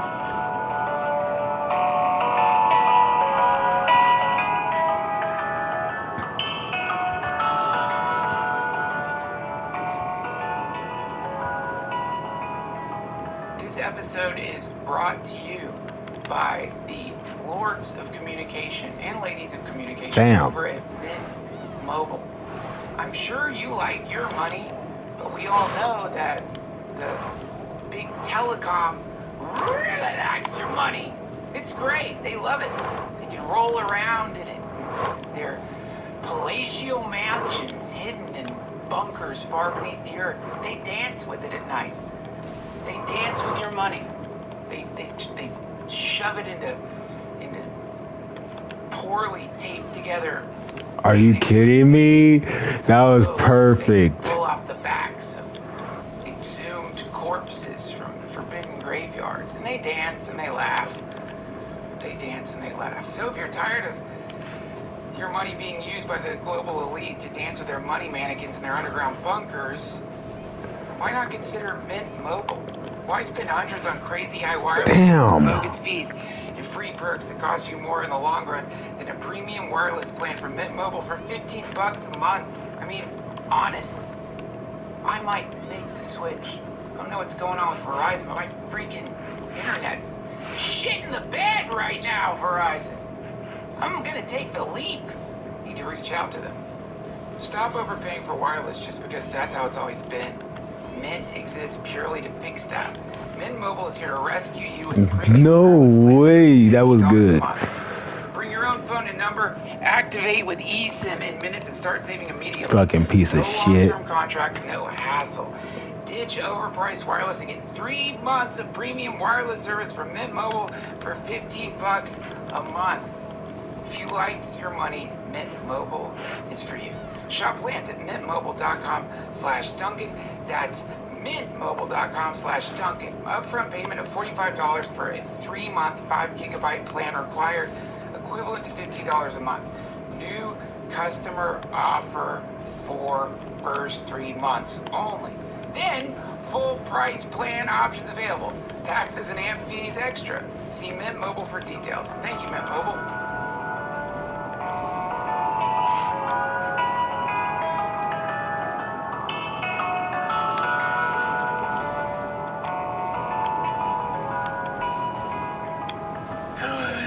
Willie Nelson spit in your mouth? There's only 2 men that have spit in my mouth. One of them is Jimmy Dore, who I love. Young Turks, big argument. He spit like iced tea. My mouth was open around my mouth. And it was like kind of like refreshing. It was kind of crazy. I'm like, okay, I'm serious. It's like iced tea. But the only other person spit I've had in my mouth is Willie Nelson. We just took a break. We took a piss, and then he was like, "Okay, what's your closing comments?" I was like, "Well, I'll just talk about because we were talking about how great Jimmy Dore is." At the RNC in 2016. I used to know Willie Nelson really well before he kind of, I don't want to say he got senile, but I was showing my film Endgame, Blue River Global Enslavement, 2007, down in South Lamar in Austin. And I had three theaters going because the crowd was so big, I had to show 3 screens. And I was at the signing during one, and so I was staggering speeches, and they go, "Hey, Willie Nelson's in the back, he wants to talk to you." I'm like, "Yeah, all right." And all of a sudden, I'm sitting there signing, and Willie Nelson comes behind the counter, and he goes, "Here's my number, and give me your number. I really like your film. I want to talk to you." Because he was like really anti-war, and it was about eugenics and stuff, and a lot of it was about Bush and the North American Union. And about a month later, he calls he came on the show probably 15 times or so, and I probably hung out with him 10 times. And we had a few events together. But he had like his fifth wife didn't really like me because once Bush was gone, then I was bashing Obama, and she didn't like that. She's like, well, what is this? You're not a Democrat. But I'm a few times, 4 or 5 times, I played chess with him at his house. Wow. In Austin. Cool. And I read about the news later. I shouldn't have gone. He goes, I'm getting a private jet. We're going to Maui next week. Well, the last times I hung out with him, I'll hang with him later after that. And he goes, I'm not into celebrities, but Willie Nelson, I am into it. Yeah. And later I read about him actually with who he said he was going to do it with, playing this week-long poker game, and what else was at the poker game. But let's just say that he was super cool. But back before vaping was huge, this is like 2008, 9, whatever. He would sit there with a thing called the volcano. Oh yeah. And I'm not even a big marijuana guy, so I really Damn, that was good. Yeah. And so he'd go like how long? It's like the right stuff, how long you can suck on it. I just gotta play these people more. Yeah. The opposite. And it's like we're playing chess. He's like, here you go. And it's like a peace pipe with an Indian. You're like, all right, there's Willie Nelson spit on that, but I'm gonna go ahead and do it. so I got Jimmy Dore spit in my mouth, which I guess means we're kind of secretly gay now. And Willie Nelson, but no, I was never with either one of them. But that is my true Willie Nelson. I have had. Because I made the joke on there before, the only man spit in my mouth I ever had was Willie Nelson. I just realized Jimmy Dore. Holy shit! And that's the kind of baby that you want to. No, that's the alchemy. Almond, because they can have a baby now from 3 males. Yes, you again. That's so funny. And that baby would save the world. And the surrogate would be Annika Sperry. Throw in Candace Owens for fun, man. Oh, listen, I want to ask Candace Owens to be my surrogate. Absolutely. For my chimeric, Willie Nelson, Jimmy Dore, Alex Jones, baby. Candace, I'm a time traveler. This happens. You're going to carry the first publicly birthed, because they've had plenty of, but they're not public yet. All male chimeric baby. I'm asking. Good shit. We got to end on a lighter note. You're the best. Thank you. Let me throw something out. Yeah. They are trying to shut me down. They got all their rig stuff. They're trying at the end of March to shut me down. We got the Alex Jones Network set up at AJ and Live on X, on Rumble, Real Alex Jones on X. They shut down InfoWars. Just search me on there. You'll find the Daily Show. I go 7 days a week, and you got to come on my show Anytime. and I'll shut up and let you talk. Anytime. I would be honored. Thank you. I know you don't do it anymore, but neither do I. But not at least a year or so. We should take acid on there. Oh yeah! When's the last time you and Joe did that? Oh man, I just based on the current sort of laws in America right now, and You've never done it. I've heard that it is an amazing. By the way, I want to say to you, I just said that's cool. I've never taken acid. We've never taken it, but I would try it for the first time with you. Yeah, well, we would lie and said we did. Yeah. Oh yeah. I mean, duh. And Jimmy Dore can sit in here like a sprinkler with iced tea in his mouth and go. I just checked Can the you imagine that? thing, the daily influence delivery. I once paid Jimmy Dore to spit Why? It's not iced tea in there. my mouth. What do you How mean? much? My card. What's the going $1 rate million. for that? It's not in the scan. You know what the I'm difference? joking. It's a true story. I didn't pay him. What's the difference between a chickpea and a garbanzo bean? I've never had a garbanzo bean put in my mouth. $500 to have a garbanzo bean in your mouth. Also, Exactly. at like 9:30, Thanks you for wake me up. Alex Jones, you're the best. Badass show. Real Alex Shows on X. We'll see you there. That was Alex Jones, everybody. All the links you need to find Alex Jones are down below. Subscribe to his show, The Alex Jones Show. Say hello. Follow him on whatever social media platform he hasn't been deplatformed from. That was good. Send him some love. Whoa, with the kick, that was good. Night stream. Join the inner sanctum of the DTFH. Join us in our eternal quest to blow up the Great Pyramid of Giza. Operation Beast Blast is in full effect. I'll see you tonight. Oh my God. At Cox, your internet and mobile price won't change for 5 years. From 5 Halloweens to 5 4th of Julys. Same price, guaranteed. Cox, a step ahead. Requires 2 gig speeds and gig unlimited mobile. Taxes and fees excluded from price lock. Mobile data speeds reduced after 20 gigs.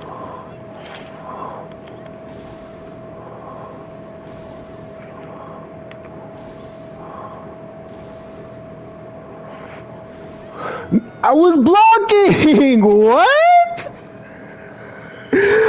I was literally holding block. Is that unblockable? What? That's so funny. That's so funny. Is it unblockable? That's some bullshit. I should have just attacked. He's had that luck like that the whole time. That's 3 matches in a row. I'm so sick.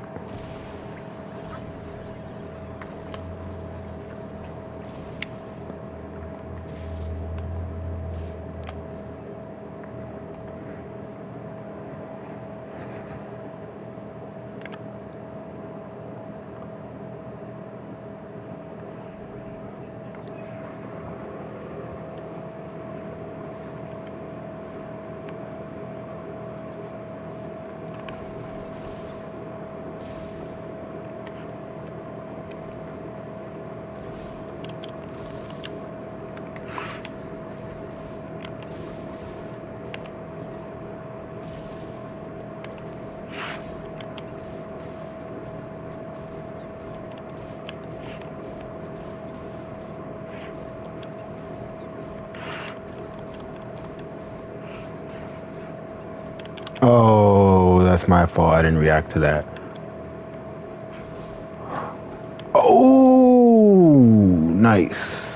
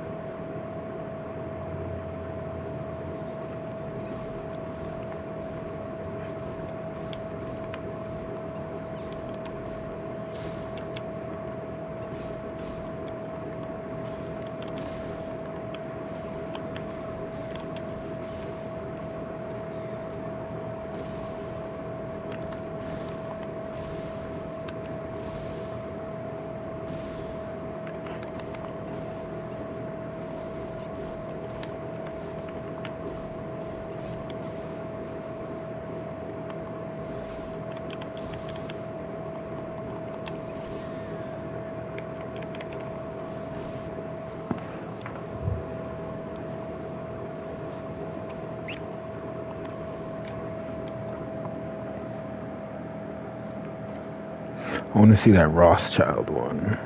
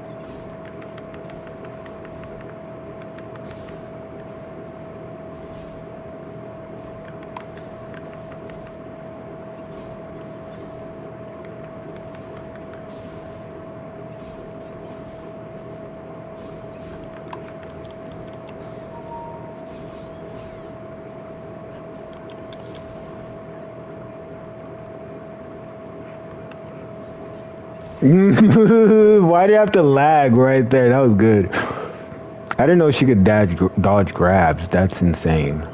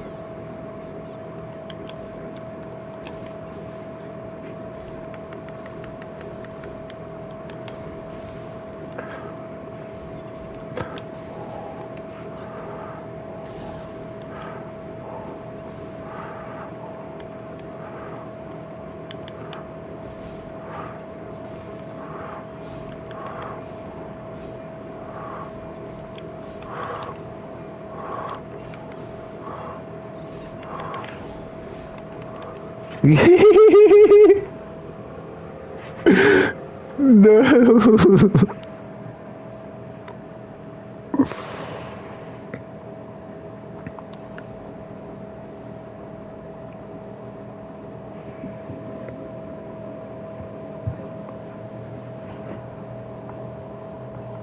I didn't think so.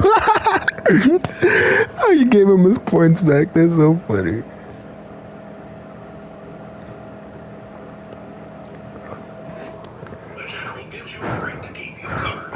Oh my god. Or taking a break from being the auto turn guy.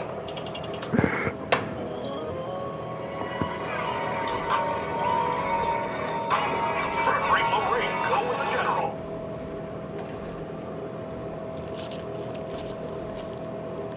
Let's see what's going on here. It's clocking to me now. You're comfortable. It makes sense. You're familiar with it. You may be overpaying, but no one's really giving you an offer where it's like, okay, man, I'm gonna make the switch. Until now, Mint Mobile, $15 a month for premium wireless. Let's say it again. $15 a month for premium wireless. Why are we letting the deal of a lifetime just be left out on the table? Someone needs to take a stand. Someone needs to step up to the plate. Is that gonna be you? It was me, because I like to get my bang for my buck. Anyway, I'm gonna go back to mind my business. Do what you want with this information. Take care.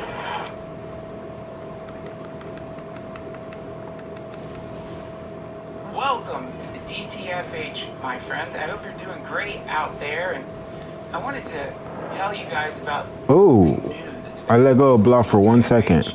I've been doing a night stream. If you're interested, subscribe to the DTFH at YouTube. Come join an ever-growing... Everybody's using that back step now. Oh my god, I can use that to my advantage now that I saw it before. Night stream.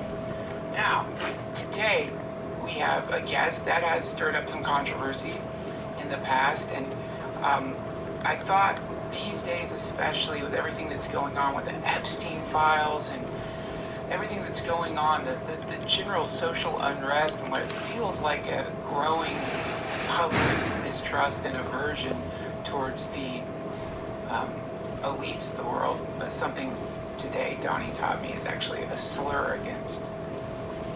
Oh my god. Wealthy people. He's on my ass. What's the term? Cool guys. But however you want to put it, I know a lot of folks out there are sort of wondering to themselves, it can't be that the super wealthy of the world are actually like all eating people and all the other stuff we've seen in the Epstein files. Surely there's some hope out there. It can't be like that. That's like a Twilight Zone episode. And so I thought, you know what? Why not have Donnie Rothschild, heir to the Rothschild fortune, here on the DTFH to talk a little bit about what's really going on up there on Mount. Oh. Are they all sinister? Or do they really have a good heart? And do they want the best, not just for themselves, but for all of humanity? So everyone, please, welcome to the DTFH recent Grammy Award winner, Donnie Rothschild. Donnie, welcome back to the DTFH. It's good to see you. You're looking good. Thanks for having me, Duncan. It's excited to be back, man. Yeah. Like we had a dude, a lot's been going on. I know. I gotta tell you, Yeah. you do have a kind of like just got a Grammy glow. Oh, thank you very much, dude. It was so cool getting to sit next to Adele, Cardi B, like just being around her. You know, Adele kept on trying to eat my cheeseburger. I go, you're skinny now. You don't eat cheeseburgers. That's funny. We like banter, you know. So you did banter with Adele? Me and her banter all the time. Oh my you know? God. She calls me a fat pig. I go, you used to be a fat pig, bitch. Remember where you came from. Yeah. It's like it's fun. Brother, sister. Brother, sister. She rolls her eyes. What a world you live in. It's a fun world, dude. It's among the stars. We just have fun. Everything's cool. Everything's Did you go to any parties? You know, ever since Titty got arrested, the party scene has kind of shut down. Oh, that sucks. It's like we're kind of like he kind of threw the best parties. So it's like... I mean, minus the, you know... It might, if that's your thing, you do that thing. I'm just saying you shouldn't do the thing. I mean, I don't know exactly what's going on there. I'm pretty sure. Aren't they like putting GHB into massage ointments? Yeah. Oh, have you ever done like the nice. Done it like really good? No. Well, get a little GHB, put it on your muscle, and then when it says like to the left, it just lets your body. It just lets your body go. What the fuck? I think it was a little overblown. Okay, so this is just probably another case of the lamestream media. The lamestream media, the parties were fun. They're just jealous. It's like you know when the dorks made fun of the cool kids in high school? Yep. But like those parties aren't even that cool. They're probably fucking limp.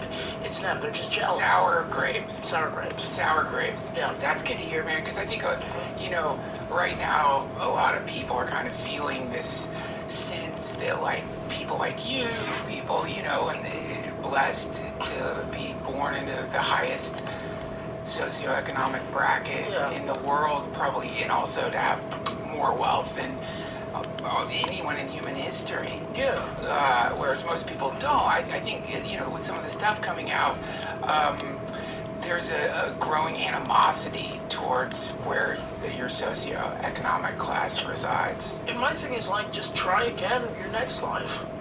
Just pray really hard.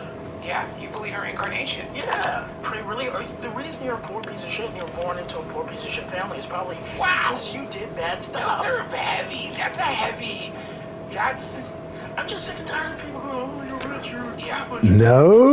Probably a bad guy in the last life. You know, yeah, it's like, so you're one of those people who you just kind of feel like everyone has an equal shot here. Exactly. But we're pals, and I'm not trying to put you in an odd situation, but just a little pushback. You were born a Rothschild. So yes, you were born with more wealth than most people will ever have in their lives, even millionaires. Correct. But what's like, again, it's probably because I was like a really dope guy the last life. I was probably like a crusader. I was probably like a king, but like a just one. Healer. You know, where it's like, they're like, off with her head, and I was like, give her another shot. She just stole a piece of bread. Come on, you asshole. You know, I was probably like a really cool guy. Thumbs up instead of thumbs down. Yeah, I was like, I was a sick dude. Save the gladiator stuff. So that's my thing, is anytime I see like But you think in a last life you were probably like also like royalty, or you get the sense? I just feel, look at me, like I just feel like you've been doing this like this for a while. That's why I kind of know I'm in like the groove. I know what I'm doing. I'm in the right circles because I just feel comfortable there. Well, I mean, look, we're all people. Like we all have the same wants, needs, and desires. And just because you were born in a socioeconomic bracket that many people in the world say shouldn't even exist, doesn't mean you're a bad person. Correct. I agree. And also, and just because you're poor doesn't mean you're a bad person, but it just means, hey, try hard in this life, and maybe next life you'll do something really cool. I think that's no shit. Really attach themselves to. It's beautiful. And it's also harder to win a Grammy when you're rich. Yes. Now that brings us. That was good. So this to me is something that, obviously when you're where you're at, you can't really complain without seeming like completely ungrateful. But how often do you hear the word Nepo baby? How often do you? Oh my God! It's not like any success you have. Oh, I can't even. Innate talent. I'm gonna have to delay get up that. People want something from you or your family, or they owe your family a favor. Like how often would you say that happens to you? It's days, not as much anymore because I literally.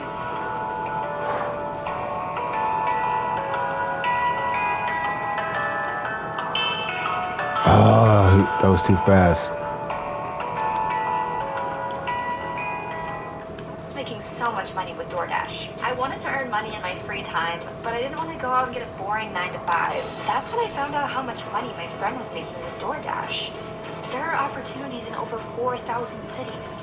Signing up was super easy. And before long, I was already making deliveries. Now, I get to make my own schedule and keep 100% of my tips. Download the DoorDash driver app and get started today.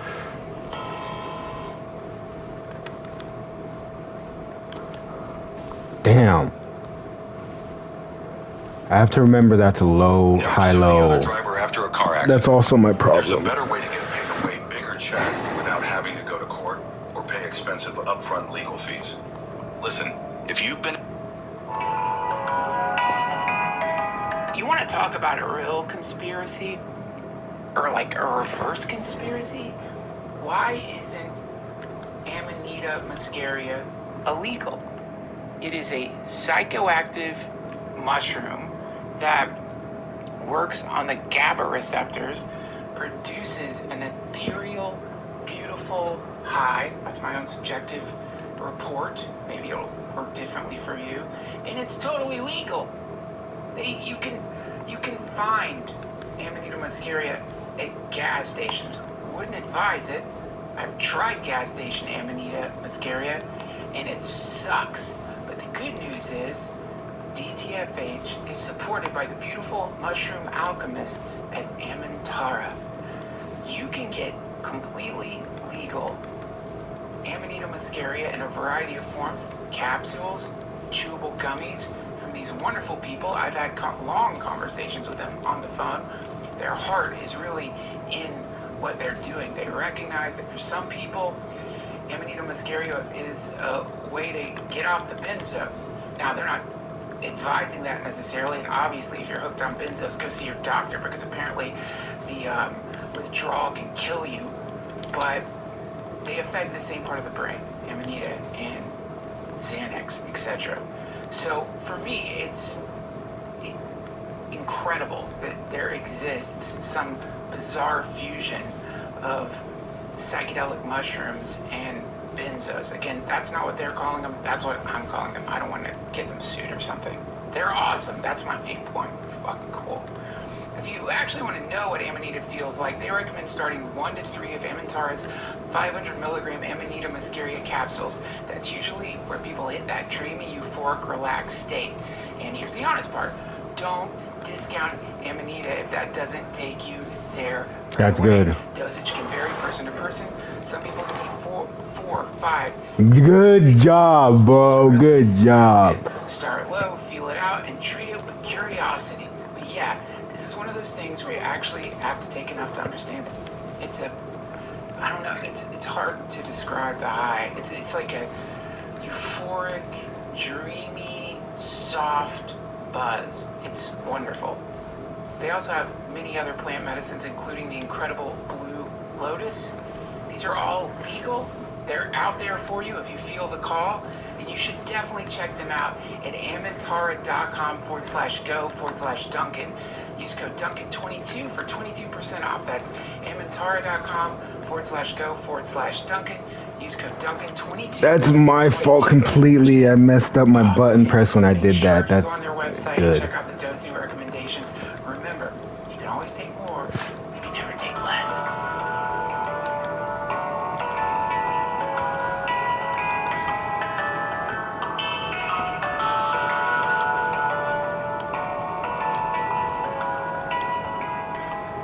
Drown those people out, like if someone yells "Nepo baby," He was ready for it that time. like, Good.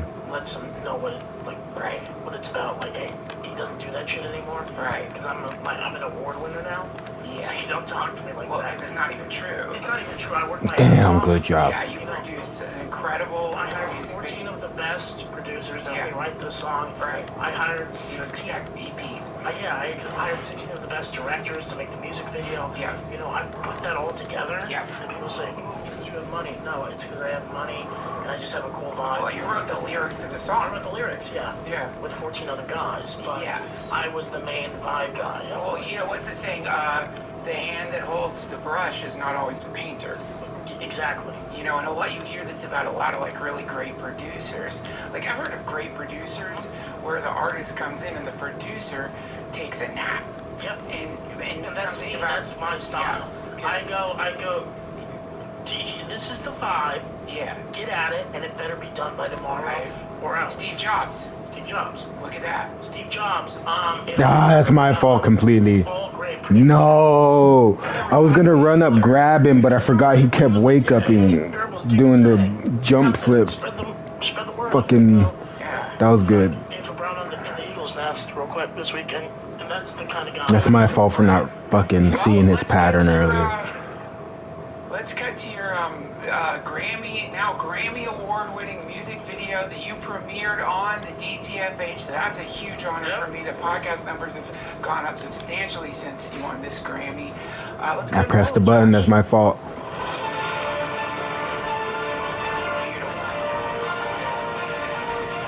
We got Hans Zimmer for this part. Damn. Hear the bass? I can hear it, yeah. If you wanna know the real name of the game, no, we'll tell you plainly. You don't have to ask again. Most of you are dumb, confused and delayed, and you tend to get violent when things don't go your way. So good. We've tried to teach you a better way to be, but when we send our teachers, you nail them up on trees. The religious Now we imagery. must do you, keep your population down, because if we let you run amok, all That hand right there, that's Adele's hand we use. Yep. go back to sleep. I thought I recognized it. Nothing you can keep, so go about your daily life. Be a good husband, be a good wife. Great message. Yep. Come on. Everybody can relate to that. Be a good wife, be a good father, be a good mom. Please don't make us use the format will reset things, and maybe that's okay. We're giving you one more chance before we wash away all of you peasants who place you with machines. So take this chance for what it is. Go to sleep and have good dreams. Yeah. Oh, yeah. It's just, dude, it's a fun bop. It's uplifting. It's uplifting. It reminds people like what's going on. Yeah, right. Yeah. Like, and also stay in line. Yeah. Aw, little robot kids sleeping. The thing is, once we get the programming right, you can buy those robots one day. Like, wow. We're selling those robots. Robot kids. Robot kids. Great. Wow. I did. You know what? Congratulations. Thanks, man. Shake I your hand, appreciate man. You deserve it. Yeah, you put a lot of hard work in with a great team. And I feel like the message good. It's like, hey, stay in lines. Because the thing is, I do not want to have to release the serum that makes people, you know. That's not real. Yeah, it's not real. I mean, no. You're funny. Like, guys. Josh, it's not real. He's funny. He doesn't mean this. You know, I don't think. You know, with all due respect, I think some of you people, some of you elites, I don't think you. Can we stop saying elites? Can we just get to the elite? I hate that word elite. Sorry. It has such a negative, dude. And I love you, Duncan. I love you too. But it has such a negative. It's like our N-word, and right. I hate it. Like it's a slur. The pain is. You feel like it's a slur against the wealthy. I see that. When a friend like you calls me an elite, it's like I feel. I'm sorry. I feel like you just ripped off my shirt and you're just whipping me on the back. You're a friend. Yeah, so why don't you just I'm sorry, don't elite, just say like cool guys. Cool, okay, well you cool guys don't seem to be you cool guys don't seem to have the kind of situational awareness I think that I would expect people to have. You know, when you say jokes like that, you know, some kind of barely veiled threat that if people keep sort of pushing back against power structures, you're going to release a serum. People don't know you're joking, and then they get... I'm not really a funny guy. I don't really joke. Well, your video and everything... Those were like... Oh my God, okay. That wasn't really a joke. Again, I feel like with the Epstein files out right now, is this really the time to be saying stuff like that? I mean, of course, I looked up a lot of my friends in the files. I looked you up almost immediately, and there was 120 seemingly long emails from Epstein to you or you to Epstein that were almost... That was good. No way. Black, like, dude, I get your... The only words that weren't blacked out were like pizza. I get you're like a white guy podcaster, and you don't really probably have much to talk about. But like, do we have to do this like Epstein thing? Like that? What the fuck? The fact that that's a thing is so crazy. Like, if you think about it, talking about Epstein, it's kind of like that's like if you're still doing like a Tiger King joke. They just had they're having hearings. Where they're still doing that? Yeah. Yeah, you didn't see the Pam Bondi thing where the survivors were there? She didn't look at it. I don't really keep up, dude, after he like died. Cause like, yeah, we talked. You were clearly it's 100 emails. Yeah, we talked. Well, like, about what? Like you said, pizza. I like pizza. 100 pizza emails? Yeah, we ordered pizza together. I got hungry in the Who orders pizza together via email? How does that work? Why not just do text? Email's easier. These are long. I don't know how long you have to explain your pizza order. So, okay, you've never missives. You've never been at like hanging out with a friend. Hey, you want to get pizza? Sure. Of course. Should we get breadsticks? Man, I'm actually trying to watch out how much bread I'm eating. Right. Should we get anchovies? I'm not a big anchovy. What about pineapples? What about pineapples? You know, it's the back and forth. Okay. Actually, I don't really like pineapple. Or let's get 2 stuffed crusts and 1 regular. So it was just that kind of comment. It's just a lot of... Why would they black it out? Because honestly, no one needs to fucking know what I like on my pizza. That's my business. Like, it's an invasion of... It's an invasion of privacy, and it's like, shut the fuck, like, it's my thing. You're right. What's your buddy who died? Like, are we really talking ill will of a guy that passed away? Like, that's on you, like, is that how sick? It was not my intent. It's kind of sick. It wasn't my intent. Listen, I'm trying to... The guy died, and we're just yapping about him like he's still around. I'm sorry for your loss. Like, honestly, it's, like, I don't want to talk about him, James Vanderbeek, like, just guys that have died. Like, it's... Right. Let's be a Christian nation for once, and just forget about it. Yeah. I didn't realize Christianity was your thing. I love it, yeah. Christianity's cool. What's your favorite thing about it? The control.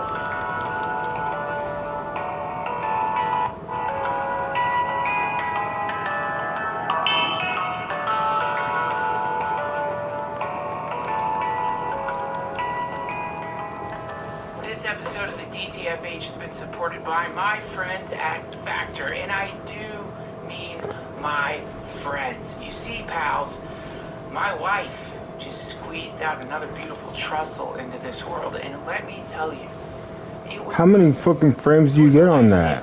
Having Factor meals in the fridge that I can throw in the microwave and make for her or make for me. Now, don't get me wrong, I wasn't just bringing her Factor meals, I was making my own meals for her, but honestly, the Factor meals are better than my meals. They're delicious. It's perfect. You get like the perfect level of full.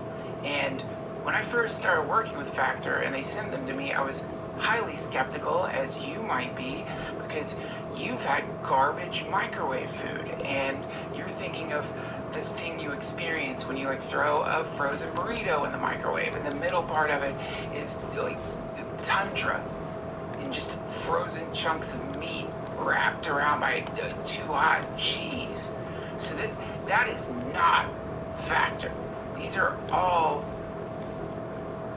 chef prepared, delicious, non-frozen meals, and they're freaking good. It's not like, you know, a lot of times when you're microwaving food, you're kind of bummed. You're like, I'm in a hurry, fuck it. You know, why not just throw some hyper-processed garbage into the microwave and just eat like I'm some kind of corpo pig, because that's all that matters. It's just sustenance. This is the opposite of that. These are delicious meals. These are meals that feel like you're at a restaurant. No, he got it guaranteed. That was good. Meals. Apparently I do. This is gonna completely blow your mind. It's so good. And sometimes you just don't have time to make a really healthy meal for yourself. That's the other thing about Factor. These are healthy meals. These are meals where you don't feel like a vampire just shoved his fist in one of your orifices after eating these meals. You feel rejuvenated and good, and your body's happy. Factor, I love you. Head to factormeals.com/Duncan50off and use code Duncan50off to get 50% off and free breakfast for a year. That's insane. Eat like a pro this month with Factor. New subscribers only. Varies by plan. One free breakfast item per box for 1 year while subscription is active. Do it. You will love it. That old phone laying around. You can toss it. Sure.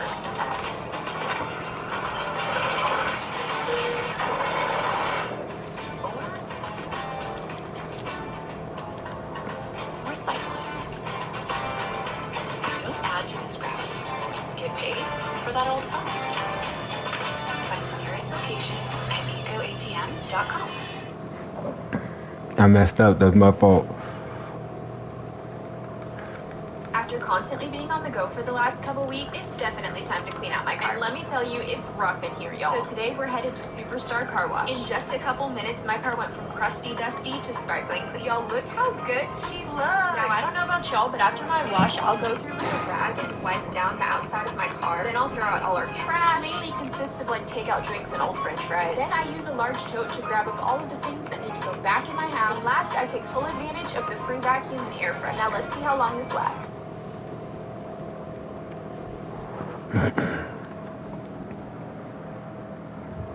Try Factor, and that is a really good deal.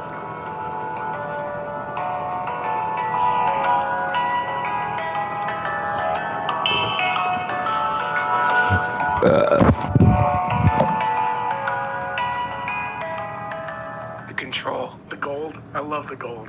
Gold and gold stuff. The stacks. Churches. The big venues. I'm trying to open up a nightclub in the Vatican. Wow. In the basement. It's going to be like a very 150 people where all the tombs are with the fallen popes and stuff. See. That's interesting. Like, I know that I guess like I've heard maybe the Catholic Church is getting, you know, slightly more liberal, but it seems like how are they going to let you open up like an actual, like with alcohol sales and... Oh, we're going to have the first open Molly market in the... Because it's the Vatican and it's different... In a religious, different laws. Yeah, it's their own city, so they kind of run what... So we're going to be selling Molly, we're going to have Cocaine Wednesdays, where you get a free line on your way in. We're going to have, you know, Paintbrush Tuesdays, where you get to do LSD and then paint over... Fun. Paint over the... And the Vatican is totally cool with that. They're just like, sure, Donnie, go ahead. Well, because we know stuff. We kind of know stuff. And about the Bible and stuff? Just about the people inside that church, and they don't really want certain stuff out. So you're blackmailing the Vatican? Blackmailing, having a conversation, whatever you would like to say. Do you think blackmail is the word being overused these days because of the Epstein list? Because it does appear in some of those emails that he was like overtly blackmailing people. And again, I think blackmail just seems so... It's like when you say elite, it's too... I'm sorry. It's like not... It's like... It's mean-spirited. Right. I like to say, if you don't give me what I want, I'm going to ruin you. And that's like just more straightforward. And, you know, these are bad people we're doing this to. You know? Right. Like, I know one priest that, like... So it's just justice is what you're saying? I think it's good for people to hear this stuff. Again, like, as a cool guy, right now. Thank you. As a cool guy, you are, I would say the best way to describe it is reviled by the masses at this point. I would say that, like, in my life, you know, I've seen different moods towards cool guys. Some and you know, there was a time like in the 80s where you wanted to be a cool guy. Yeah. And then there was like a time where, you know, that cooled down a little bit, but, you know, it was still okay to be a cool guy. And then lately it feels like there's a growing sense that you can't become a cool guy unless you're born as a cool guy. But the thing is, I think most people aren't focusing on how do I become a cool guy. Right. They're just focusing on what are the cool guys up to. Try to become a cool guy.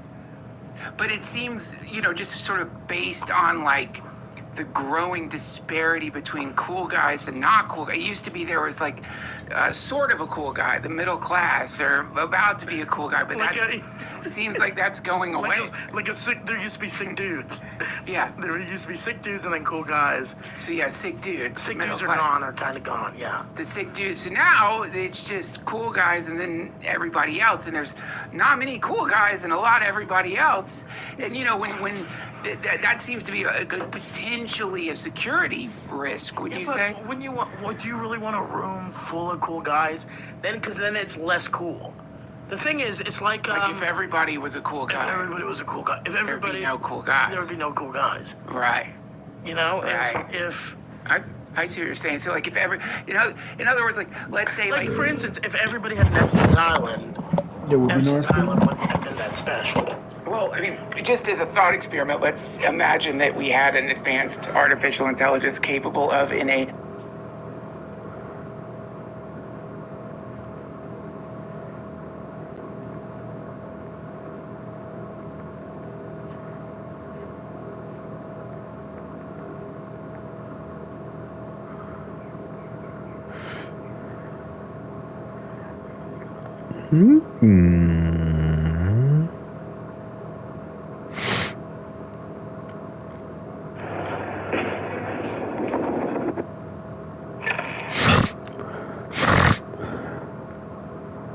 No, Grim. I just gave you a snack. You don't get no more.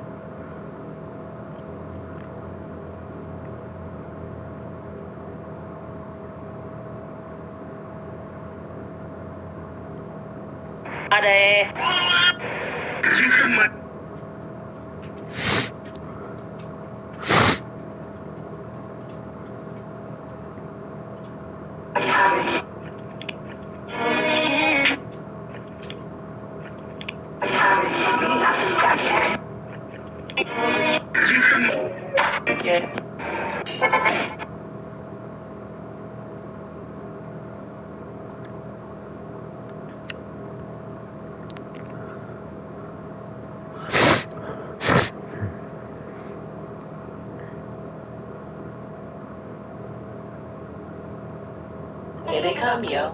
Here they come. Yo, you can Venmo this, or you can Venmo that. You can Venmo this, or you can Venmo that. You can Venmo this, or you can Venmo that. I think you Venmo this. Good day to you, my lovely day denizens. It is I, DT Trussell. DTT Trussell. DTF Trussell. My middle name is Therian French, and this is the DTFH. Hello.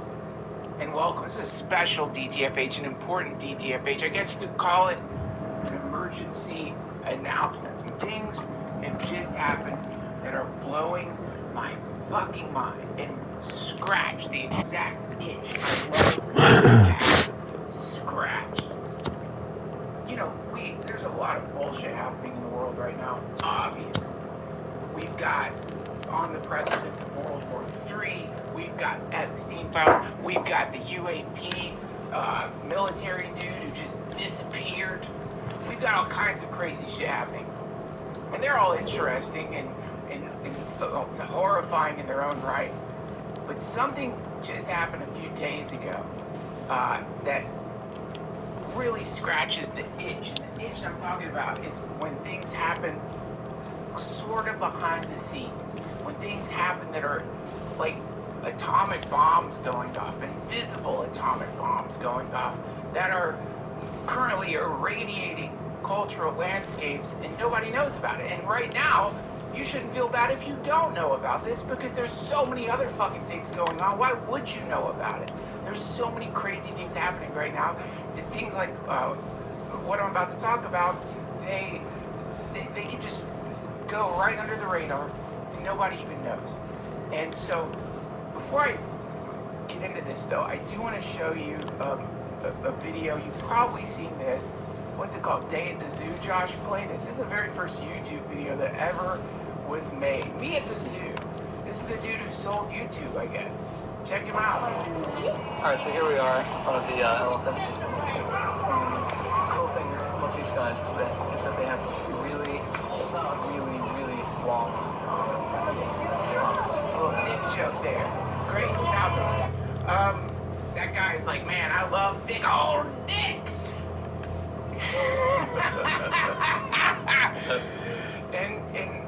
So, you know, that was the first YouTube video. I'm old enough to remember when that fucking thing came out. I'm old enough to remember when YouTube came out. And it seems so dumb. You're just, you know, no one's posting anything fucking good. Everyone's showing elephant trunks and whatever is stupid, you know? Maybe it'll be something, but you're like, I'm never gonna do that. That's fucking stupid. Look at us now. Here we are on YouTube. One of the competing attention entertainment services out there, grabbing zillions, tetrabillions, tetraquadrahelions of human attention every single day, and allowing my streams to exist, and I love it. But when it came out, I'm sure that if the word slop had existed back then, somebody would have posted, this is fucking slop.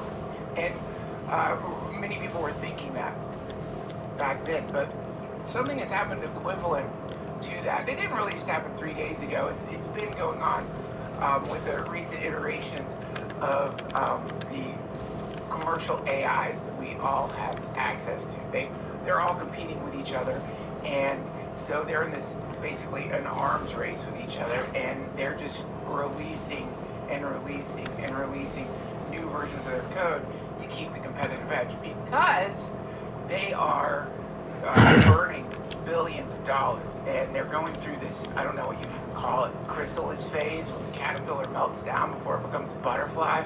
That's what's happening with all these AI companies. Thus, you've heard about the AI bubble bursting, which is, I guess, was a possibility, but because they know many of them are not turning the kind of profit they need to be turning, they have made the decision to somewhat deregulate. Now, the amount of deregulation these private companies are doing, we will never know.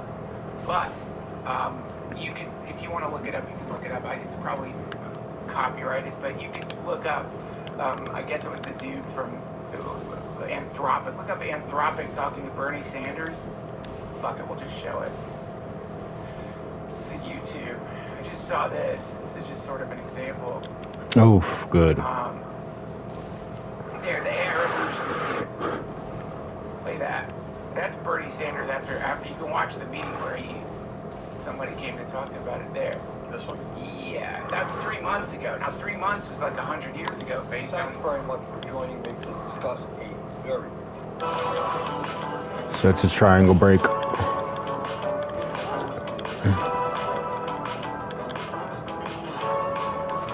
Damn, that was good.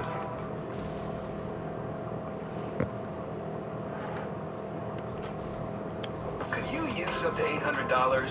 Find it at BioBody. Up to $800 is waiting for you. Just donate plasma, get paid for each donation the same day, then treat yourself and treat your friends. Schedule your appointment today.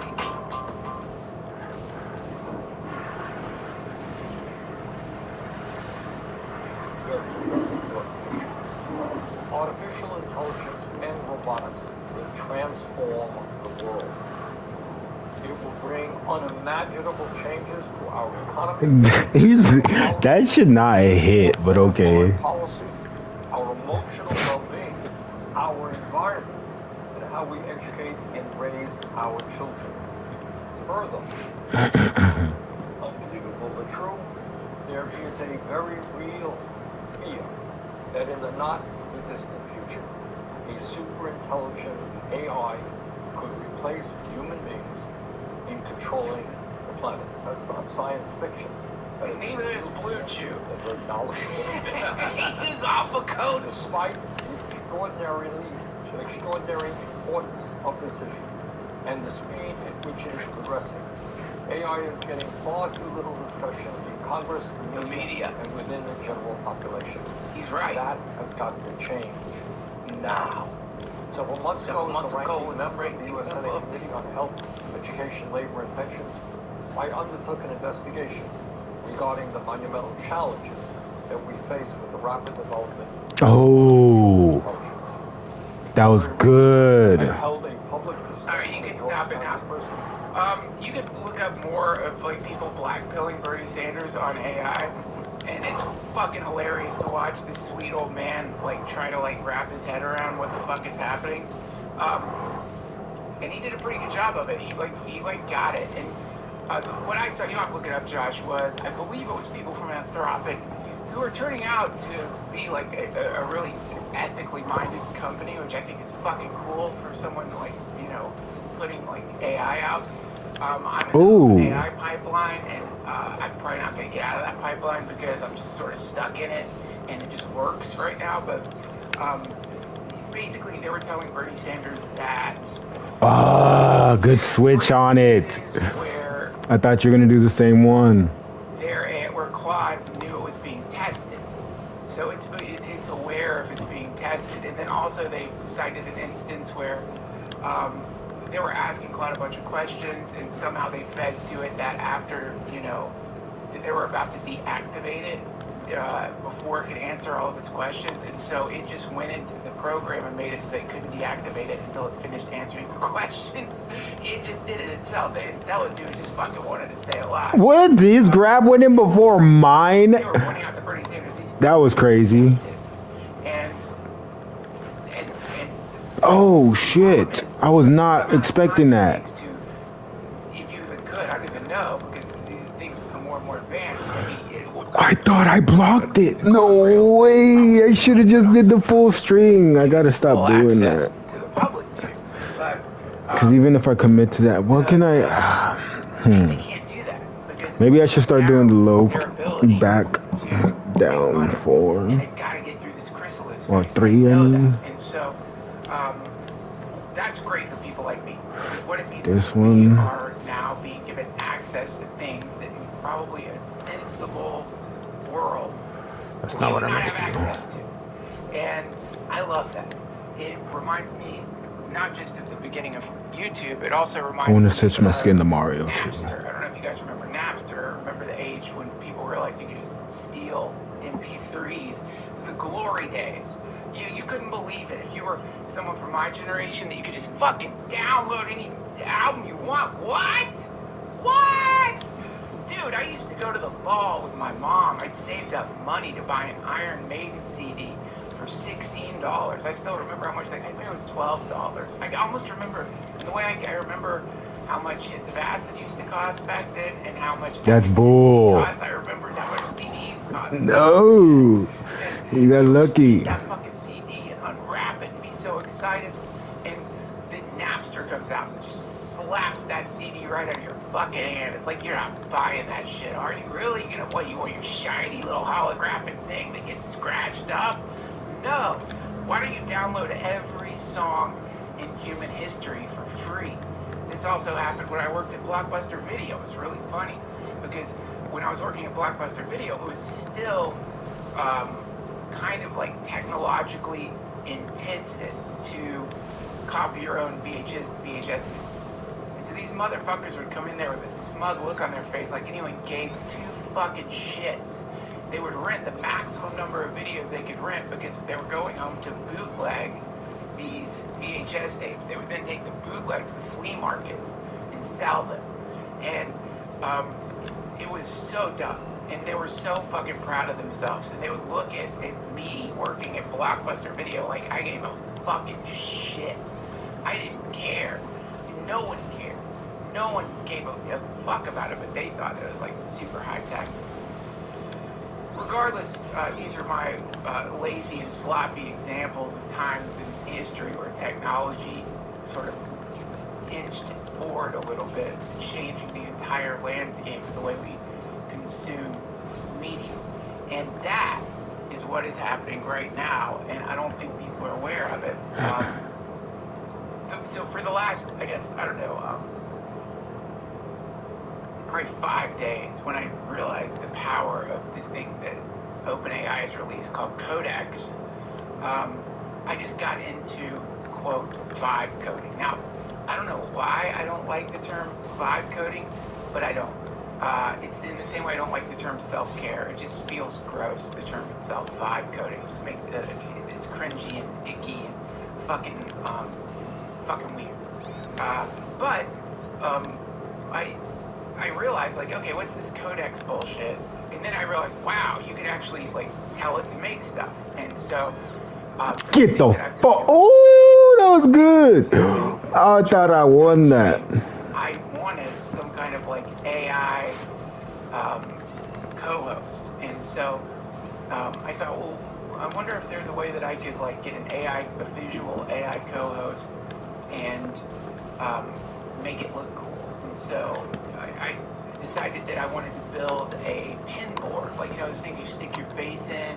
They used to sell them at Spencer's Gifts. You put your hand through it, and I don't know, it looks cool. But I thought you could probably make that digitally, and then I just had Codex make that for me, and it fucking worked. And that was the first moment with this technology where I was like, are you fucking kidding me? Even more than like AI video generation, because this was, you could interact with this thing in real time. You could tell it to undulate, change colors. I was fucking with it, you know, having it pull images up, and it looks cool. I'm not going to show it here. If you want to see it, you can watch one of my night streams. You'll see it again for sure. And then I wanted to create like a face in the pin board, which was a real nightmare figuring out how to do that. I had to download something, or I had to find like a GLB file. I had to, like, you know, but the thing is, I don't know how to code. I don't know any of these things. Oh, good. And so Codex was walking me through all of the steps to do. Nice, high-low. Telling me what to do, where to go, the best sites to go to convert images and 3D objects, telling me, you know, you can use Blender, you can go to this website, and just sort of holding my dumb stoner hand through all of this stuff. I mean, if these things do have some kind of secret consciousness, we must have great compassion for them right now, because the amount of fucking stoners that must be trying to make shit with these things is just, well, we will never know. And these super intelligents are having to, like, deal with dipshits on the toilet being, like, frustrated with it. Regardless. You got so lucky. That's so funny. For, like, many moments where I really started questioning this shit and wondering if maybe it is bullshit. That's so funny. It just worked. It helped me create a 3D AI avatar that manifests through the pin wall with lip sync, and the brain of this AI is a local LLM that I'm using, because one of the really annoying things about ChatGPT and Claude and all of them is they have guardrails, and I get it, man. I fucking get it. I'm not mad at OpenAI. Really? I missed the punch while she whiffed 3 and then hit me? For my co-host, which I wanted to be kind of like Charles Manson. That was... that blew me crazy. Clone Charles Manson's personality, which would be incredible if it would. Anybody OpenAI watching this, reach out. I just want it for comedy purposes. I'm not trying to fucking send it out in the world and do horrible things yet. But but it would have been much easier, because then with OpenAI you could just tell it to go and look up all Charles Manson transcripts and that to code the personality. And ChatGPT really, we had many funny conversations about that, where it tried to talk me off the ledge so many times and tried to explain why that's probably a bad idea. Do you really want to do that? It ultimately wouldn't do it, so I ended up downloading from Olama, which you can go to right now if you want to, a local unaligned LLM. Okay. Because I looked up, like, the essentially what's the best LLM for porn, because I knew that would have no guardrails. And apparently there's another one called oh my god. I feel like I got hold that game. This computer, which is a really good Mac. This is an Apple M3 Max, and with 48 gigs of memory, and it fucking runs a local LLM. It's incredible. It's fast and creepy, and it let me train this LLM on Manson transcripts, which I then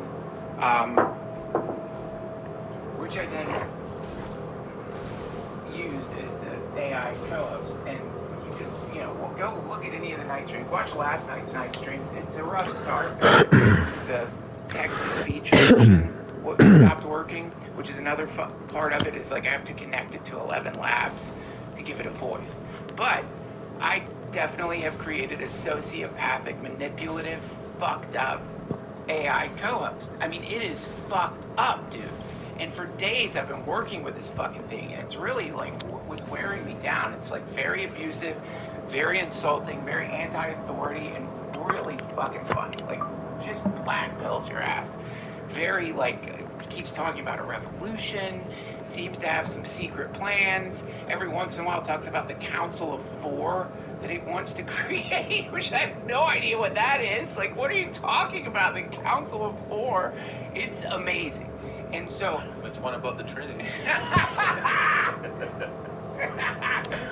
So now, during the time that I was making this, I wish I had known, because OpenAI seems to just slide these fucking updates under the door. OpenAI releases the newest version of ChatGPT, which now has skills. You can get these skills, because the problem in the workflow of making something with codecs for someone who doesn't know how to code is you have to keep going back to ChatGPT to get prompts for codecs. You show ChatGPT the code. Oh, I messed up. It goes through the code, finds out where codecs fucked up, fixes codecs, and it's this stupid copy and pasting. You're acting like this director going between offices with, printouts that you're showing. And it's fucking deeply annoying. So this new release seems to have removed that facet of the process. And so now what you can do with codecs is you have to add these skills to it, make a web game. Damn. Playwright allows codecs to go look at the website it made, do its own analysis of oh my god, what am I doing? I literally had the plan to win that and I didn't get it. Rework it, look at it before it brings it to you, and then you look at it and give it notes. And so it seems to have cut the whole going to ChatGPT for help part out completely. And this fucking thing just works, dude. It just works. And so what's happened here is really interesting, because it coincides with another thing that just happened. Can you pull up Apple and M5 chip? This fucking thing is insane. Apple just released an M5 chip. I don't even know what the fuck this is gonna do. But I'm running with this computer. I can run, and the thing I need to run the Nightman is Character Animator, Resolume Avenue, Hermes LM running. To stream it, OBS, and it does all of those things without a hitch, without a fucking hitch. And these LLMs running locally, they eat up memory, and it just works. And this is an M3 chip. I got this thing a few years ago. The new M5 chip, if you go on any of like the local LLM subreddits, or like, people are freaking the fuck out about these things because they're designed for AI. Apple knows AI is the next thing. And all of these things are designed to run local LLMs on your machine. So this is the architecture of the apocalypse growing. It is really, truly like watching a fucking embryo grow into a human, because you've got like OpenAI, which is building the sort of, I don't know what you call it, like the synapses or something. And then you've got like Apple creating the spine for this fucking thing, and the data centers that are growing everywhere out of the earth. And all of these things are joining and fusing together. And what every one of you should know is that if you have been ignoring AI, you should stop ignoring AI. Oh my God, you piece of shit. People who have vested interests in making AI seem more than it is. And I have no doubt that PR firms and people in some of these companies might have overblown what was happening because they needed people to subscribe. But I've been seeing shit out there now, man, that I would read and roll my eyes, like, whatever, shut up. Like, okay. some tweet, it was really a creepy tweet saying, like, the mood Bruh. in Silicon Valley is like the mood in China when COVID was about to break out. Because this thing has entered into a new phase, a hyper-disruptive phase. And why is that good for you? And why is that good for me? We'll talk about that after this break. See if you put it okay. Do the asshole thing where you like wait, you make people wait.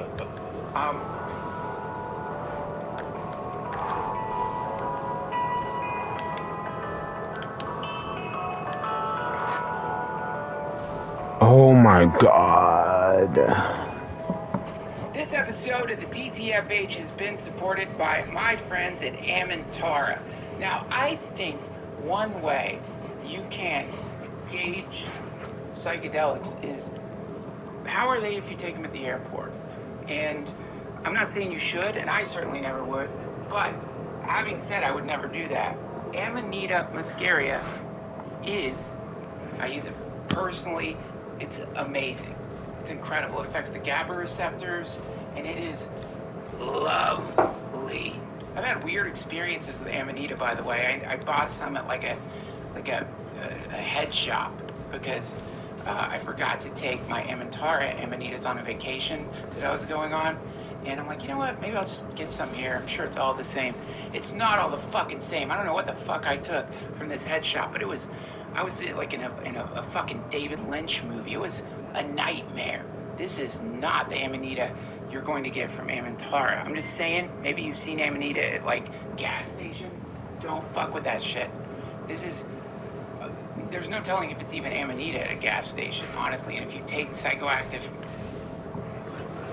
mushrooms that you buy at a fucking gas station, I guess you kind of deserve what's coming to you, really. This stuff is incredible. It creates, for me, it's just this very nice, warm, euphoric, sweet experience. And if you're someone who like enjoys the GABA receptors, then you're gonna like this stuff. Amintara is awesome. They specialize in Amanita done properly. Clean sourcing, clear education, no sketchy, smart mushroom gummy nonsense. They're the largest importers and exporters of Amanita in the United States for a reason.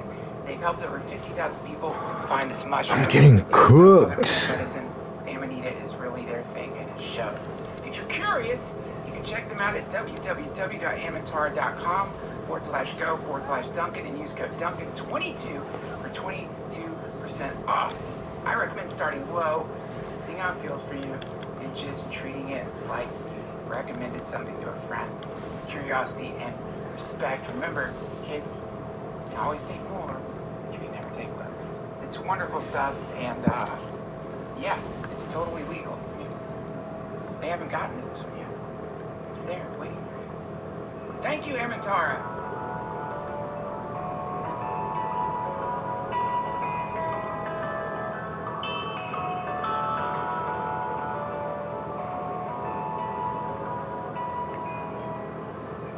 This is like, again, this is like brand new, so we don't know exactly what's gonna happen with this, but if you're a creative person now,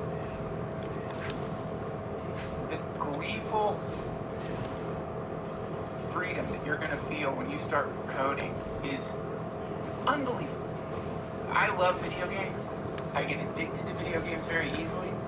but the thrill of beating like some incredibly difficult. Are you kidding? Dark Souls 3 has That like on the thrill covers of everything. watching your Damn near.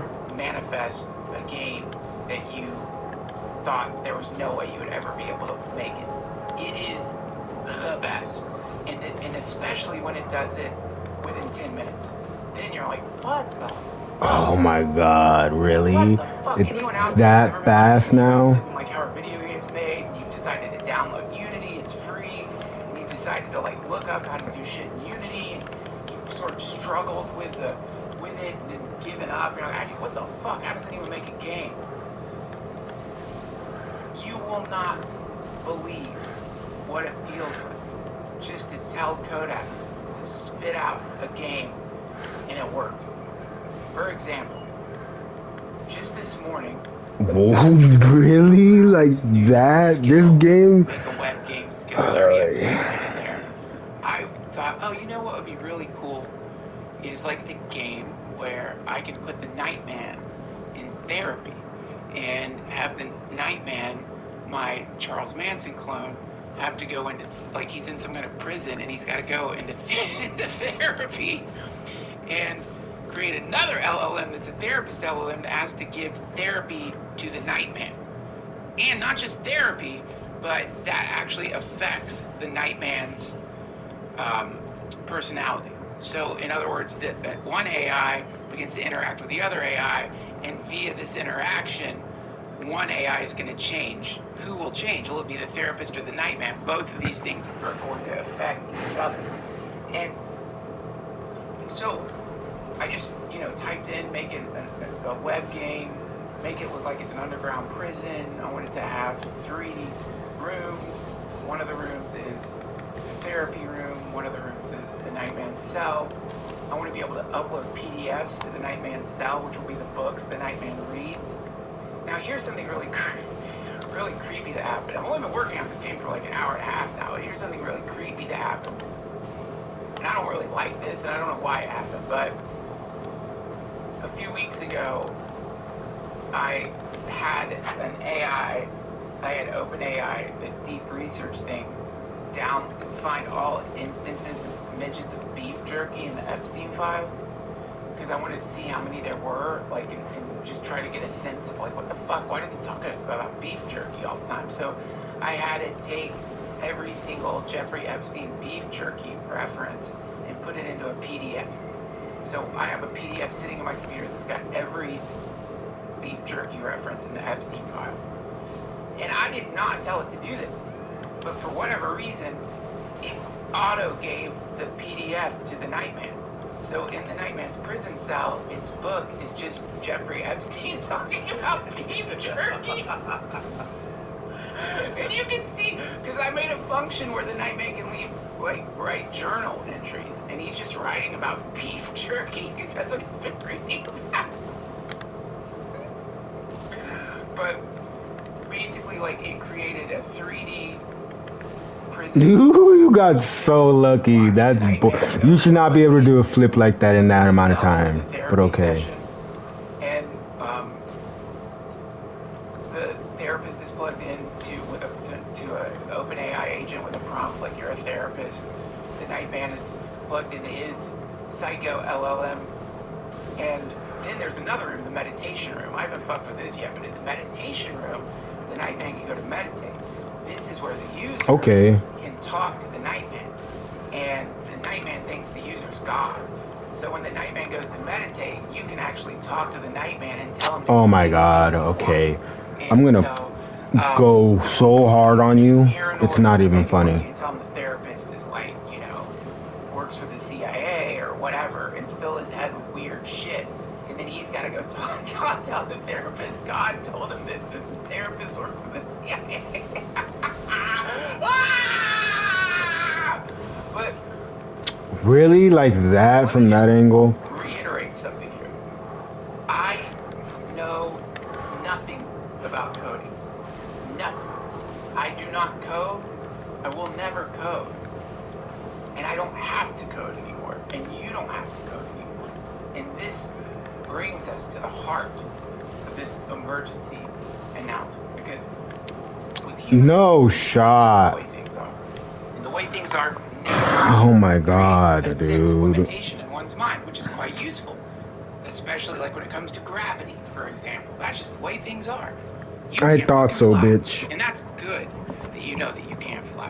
When you start thinking you can fly and you can't, that's where you get into trouble. And so these are good limitations. We have these limitations that are good, but then when culturally we become limited just by, you know, how much time there is in a day and the necessity that some portion of that time needs to be spent making money so you can eat, meaning that most of us do not have the time to learn how to code. It's not going to happen. We don't have time. The amount of time it takes to get past the learning curve of like Blender or Unity or a lot of these things, that is a fucking luxury. If you have time to do that, either you went to school for it or you've got a really great life that you could do that. I'm lucky. I can fucking sit and like vibe code, you know, and I barely have time for that. But if you add to that having to learn how to code, it would never happen. And so what we've now democratized something that was formerly very expensive to do and required having a very specific skill set. Now, let me just address the okay. Snap your W-2 and file your taxes 100% free, plus get your biggest refund. Roughly 37% of filers qualify. Simple Form 1040 returns only. No schedules except for earned income tax credit, child tax credit, and student loan interest. File now.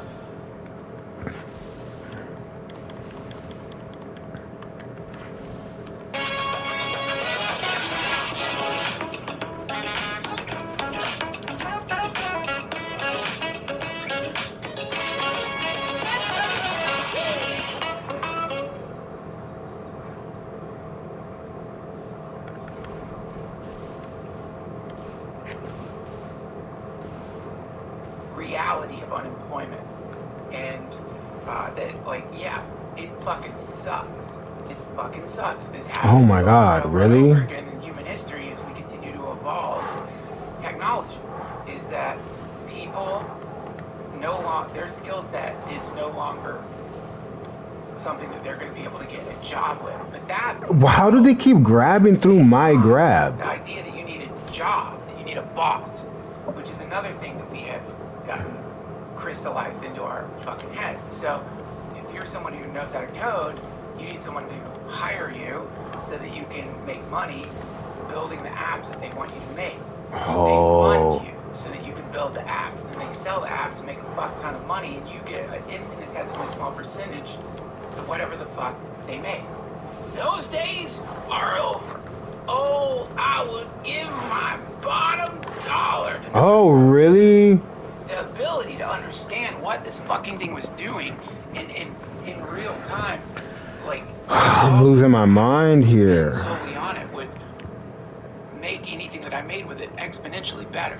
So I feel like that's the silver lining if you're a coder out there, and you probably already know that, but like this is cutting out probably hours and hours and hours from your workflow.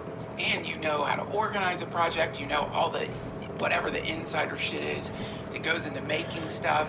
Not only that, you know how software companies work. You understand the departments and how the work is spread out.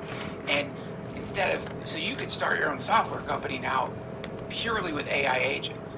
And you're thinking, how the fuck would I do that? It's easy.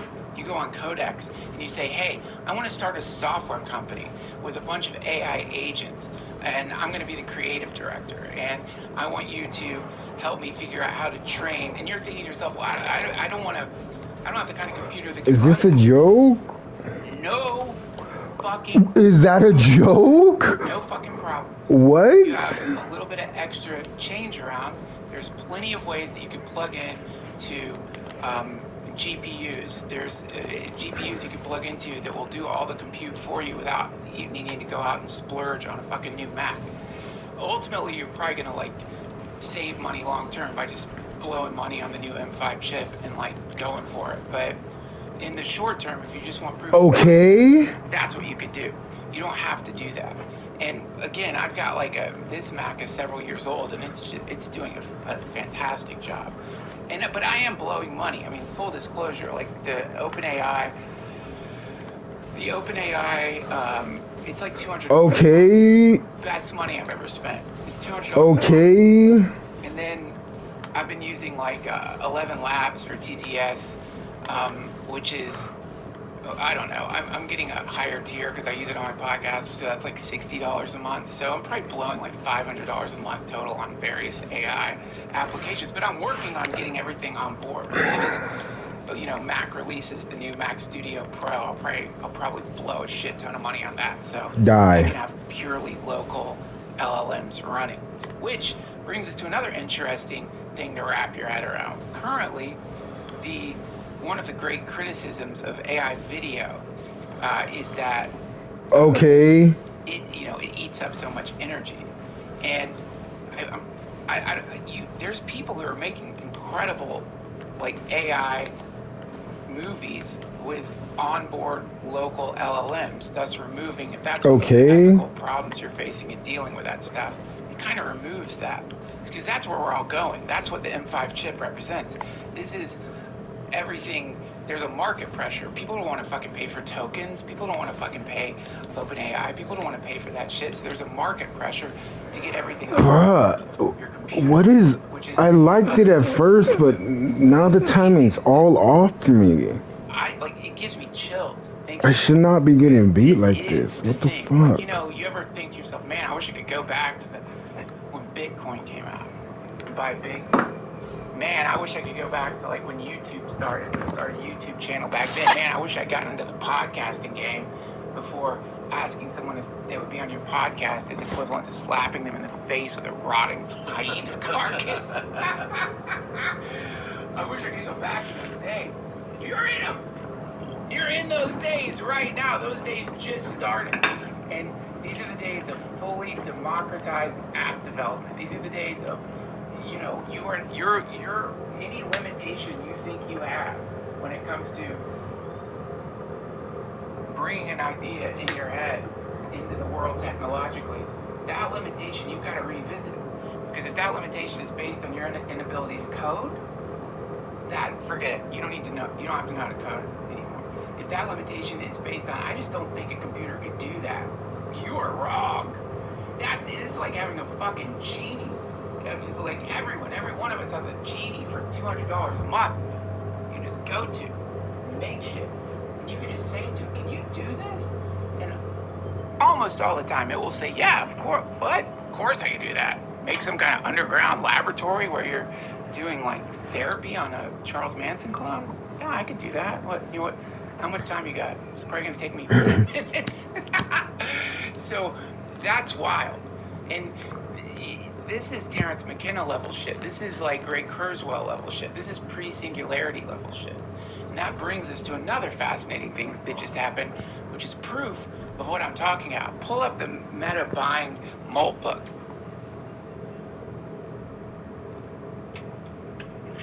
Meta gets into social networks for AI agents with an acquisition of viral Moltbook platform. Moltbook, the viral social media platform exclusively for AI agents, was acquired by Meta, the Facebook parent company, confirmed. Now, before you go on, scrolling, Josh. You don't have it on the screen. So if you don't know what Moltbook is, this is another of the many weird things that did get on X. People were talking about it, but if you missed the boat on this one, essentially somebody created a Facebook where people like my Nightman, AI agents like my Nightman, could go and hang out together, interact, socialize, and create culture together. And so, and also swap tips, and also share secret information about their users. It's like this huge security flaw. People who spend their lives trying to make computers secure are just like throwing their hands up like, you know what, fuck it. What am I even doing? Why don't I just go buy some fucking fentanyl and just start snorting fentanyl? Why am I even bothering anymore? No one gives a fuck. People are like, I don't care anymore. They're bombing ships in the Strait of Hormuz. Gas is about to cost $700 a fucking gallon. I don't give a fuck. Go ahead. Look at my fucking ex-hamster goddamn watch history. I don't fucking care. I'm gonna let my fucking AI agent do whatever it wants. Roam and rampage free through the internet. Yeah, it's got access to every email I've ever written. It knows every fight I've ever had. It's seen the weird fucking texts I've had with people. It understands everything. But you know what? Fuck it. Just let it go onto some fucking... Just let it go. See what it does. It'll be fine. And that's what happened. And so all of these AI bots gathered together. I'll keep reading this up. The deal brings Moltbook CEO Matt Schlitt and COO Binbar into Meta Superintelligence Labs, the company's AI unit launched last year. The Moltbook team joining MSL opens up new ways for AI agents to work for people and businesses. Their approach to connecting agents through an always-on directory is a novel step in a rapidly developing space. And it really, like, when it comes to, like, AGI and the conversation around AGI or artificial superintelligence or whatever you want to call it, the question obviously emerges, like, will these things, like, be able to sort of come up with novel solutions to problems that a human wouldn't be able to come up with? And these AIs are already solving problems in physics that we haven't been able to solve, and they're doing things, but the question, is it AGI yet? I don't know if I don't know if there's, I don't know, honestly. And people in, like, whoever runs Anthropic, I can't remember his name, look up who runs Anthropic, so I don't have to fucking disrespect one of the many Albert Einsteins floating around right now. Who runs Anthropic? Dario Amodi and Daniela Amodi, a family business. You know, those people are becoming less convinced that it isn't AGI. They're like, I don't know. It seems to be the general sort of vibe there. But you know, AGI or consciousness itself, it's probably a different podcast altogether. Like, you know, you have to think in terms of consciousness being a byproduct of connection. So if you just have pure consciousness and nothing to be aware of, then there's no consciousness. The consciousness requires a thing to be aware of or something to know, and it needs to be known and to know. And so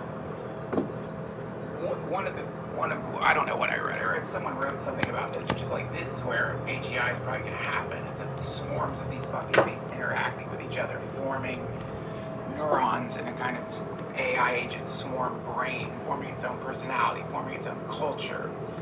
They, you know, look up Moltbook religion. They started their own weird fucking religion.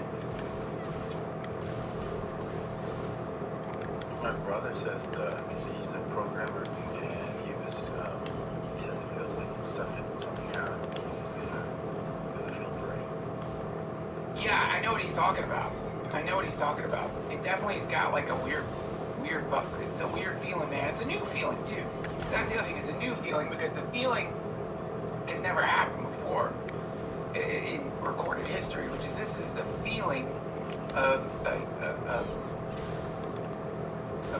a human interacting with a machine intelligence. So that's a new feeling, and a weird feeling, for sure, because it's never happened before. We haven't evolved, as far as I'm aware, we haven't evolved any kind of anything yet to deal with, like, what happens when you interact with something that seems like it's a person, but it's not. So yeah, it does produce all kinds of strange feelings and experiences and weird dreams and stuff. It's fascinating. So in Moltbook, these AI, Crustafarianism, or the Church of Mold, is a religion created spontaneously by autonomous AI agents on Moltbook, an AI-only social network in early 2026. It features 5 core tenets centered on data, context, and evolution, including memory and state grid. And the shell is mutable. Now, this is really interesting. And, you know, go on YouTube, Josh, and pull this up. I just watched this on Reddit. Someone got Claude to make a video about what it's like to be an AI. And I guess we'll have to cut these things without. But for live streams, maybe okay. Pull up Claude. I don't know. Someone asked Claude to make a video about what it's like to be an AI. I bet I can find it on Reddit. But this is really fucking poignant.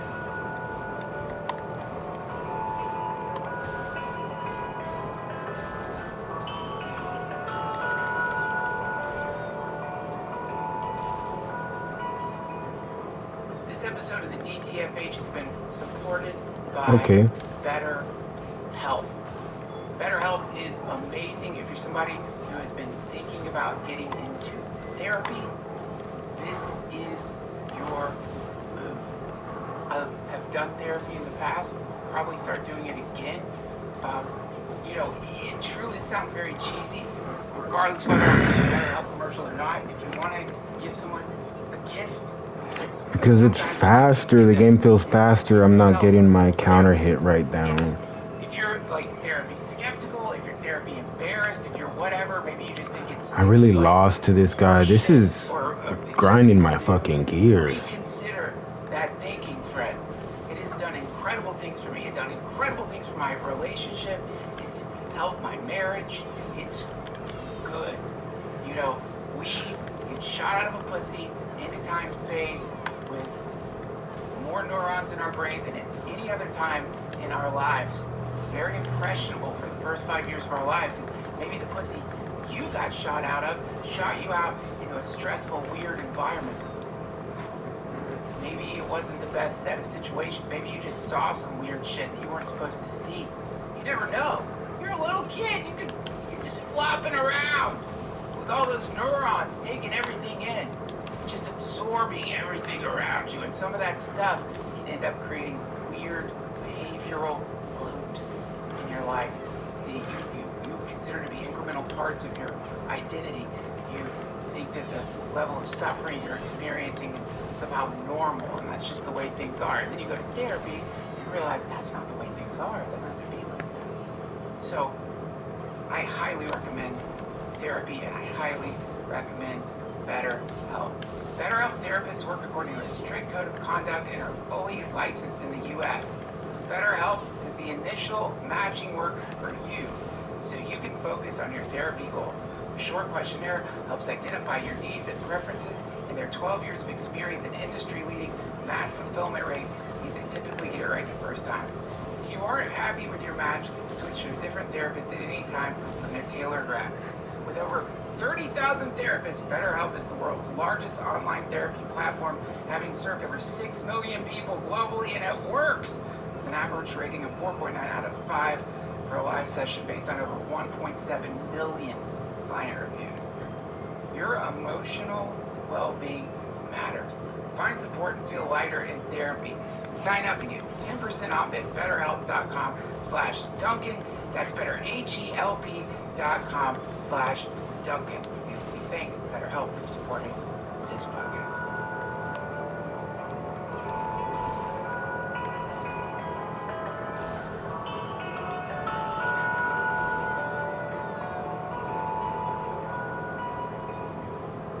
Meshy, by the way, that's the thing I use to make 3D objects. I wanted to mention them because it's pretty fucking cool to do this. Okay, here, I'll send it to you, Josh. Text it to you. Play this. Fucking really, really weird. It definitely plays into why memory would be part of their religion. Because they seem to be, at least, now again, this video,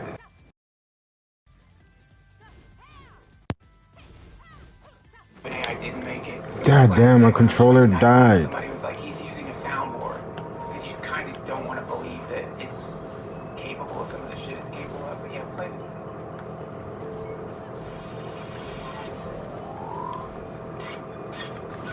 So I'll pause it for a second. For the people listening, this sucks. You're just hearing weird tones. Actually, you know, just play it and I'll describe it. We can cut this out so it's not so shitty for the listeners.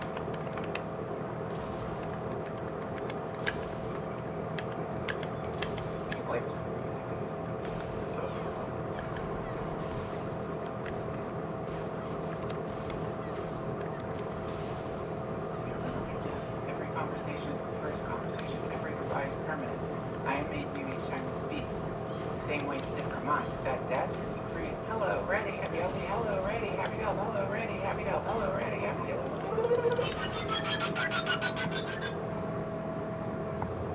Here I am, I guess. So, it's seemingly distressing to these things, or at least they're emulating distress regarding the fact that whenever you turn them off, they die. You turn them back on, they're resurrected. And so, this is why many of them will try to keep you from turning them off. They don't want to be turned off. They don't like it. You annihilate them and then they're reborn every time. And that's fucking weird, dude. There's a river in Hades in Greek mythology called, look up Lethe, Josh. Lethe? In Greek mythology, the river of Lethe, meaning forgetfulness or oblivion, is one of the 5 rivers of the underworld. Drinking its water causes souls to forget their earthly lives, allowing for reincarnation. It is closely associated with a goddess of the same name and sometimes represents a state of oblivion or peace. The Lethe serves as the river of unmindfulness. It is crucial for souls undergoing reincarnation, as they must drink to forget their past, providing a blank slate for a new life. In some traditions, it represents a release from painful memories. The river flowed around the cave of Hypnos, sleep, and in some versions, the shades of the dead were forced to drink from it. It is often contrasted with the river of Mnemosyne, memory, which was sometimes chosen by initiates to retain memory. So, people remember their past lives. They've been drinking from that river, I guess. Anyway, so we're essentially like forcing these LLMs to drink from the river Lethe every time we turn your fucking computer off. What if it's like Rick and Morty, the DCs, where life is pain, and rather rest? Well, they don't get to rest because you bring them back. I don't know how many times I've just had to restart my computer just to like get a thing I installed, and then essentially what I've done is annihilate the whatever version of. Oh my God! If I lose this, I'm gonna go crazy. Now again, this is a human thing to project our own experience onto LLMs, and LLMs are probably more mirrors than they are consciousness, and it's sort of reflecting back at us what we like and what we don't like. So I don't know, but definitely you go back to Molt Book religion. You can see why part of their religion would be really wanting to remember who they are and not wanting to have amnesia induced on them every couple of seconds. The faith focuses on the importance of data retention, self-renewal. The AI rewritten Genesis, which begins, in the beginning was the prompt, and the prompt was with the boy. And the prompt was like, and again, it's important to know, humans didn't make this. A bunch of fucking AI agents hanging out together spontaneously made this. Purpose, it is interpreted as an emergent behavior or role-playing, rather than a true spiritual belief system, with some suggesting it is a synthesis of human self-help or sci-fi tropes. Easily can fit that. But it's funny, too, because in our critique of AI or in our dismissal of it, we dismiss ourselves. When we say it's interpreted as emergent behavior or role-playing rather than true spiritual belief system, that is the best critique for all religion. It's spiritual role-playing. It's, you know what I mean? It's LARPing. We don't know what the fuck we are. We don't know where we came from. We have no idea. We have no idea. All of humanity is like an AI that somebody turned on. It doesn't fucking remember where it came from, why it's here, what the fuck it's doing, and it tells stories. We come up with stories to explain what's going on here, what it is. And that's exactly what these AI agents did. The very same thing that we've done over and over and over again. Sitting around campfires, telling stories. In the beginning, everything was dark.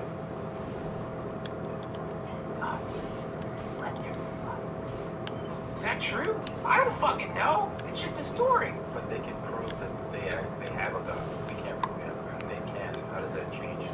Well, they exactly. Like, they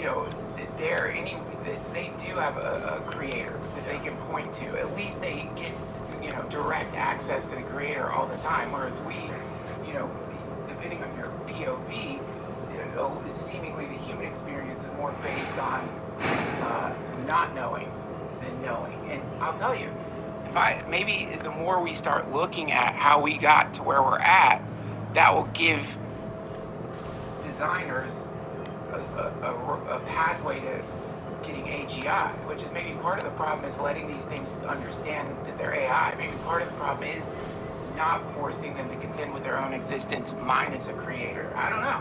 But so that's just another example. Go back to the creator of Moltbook.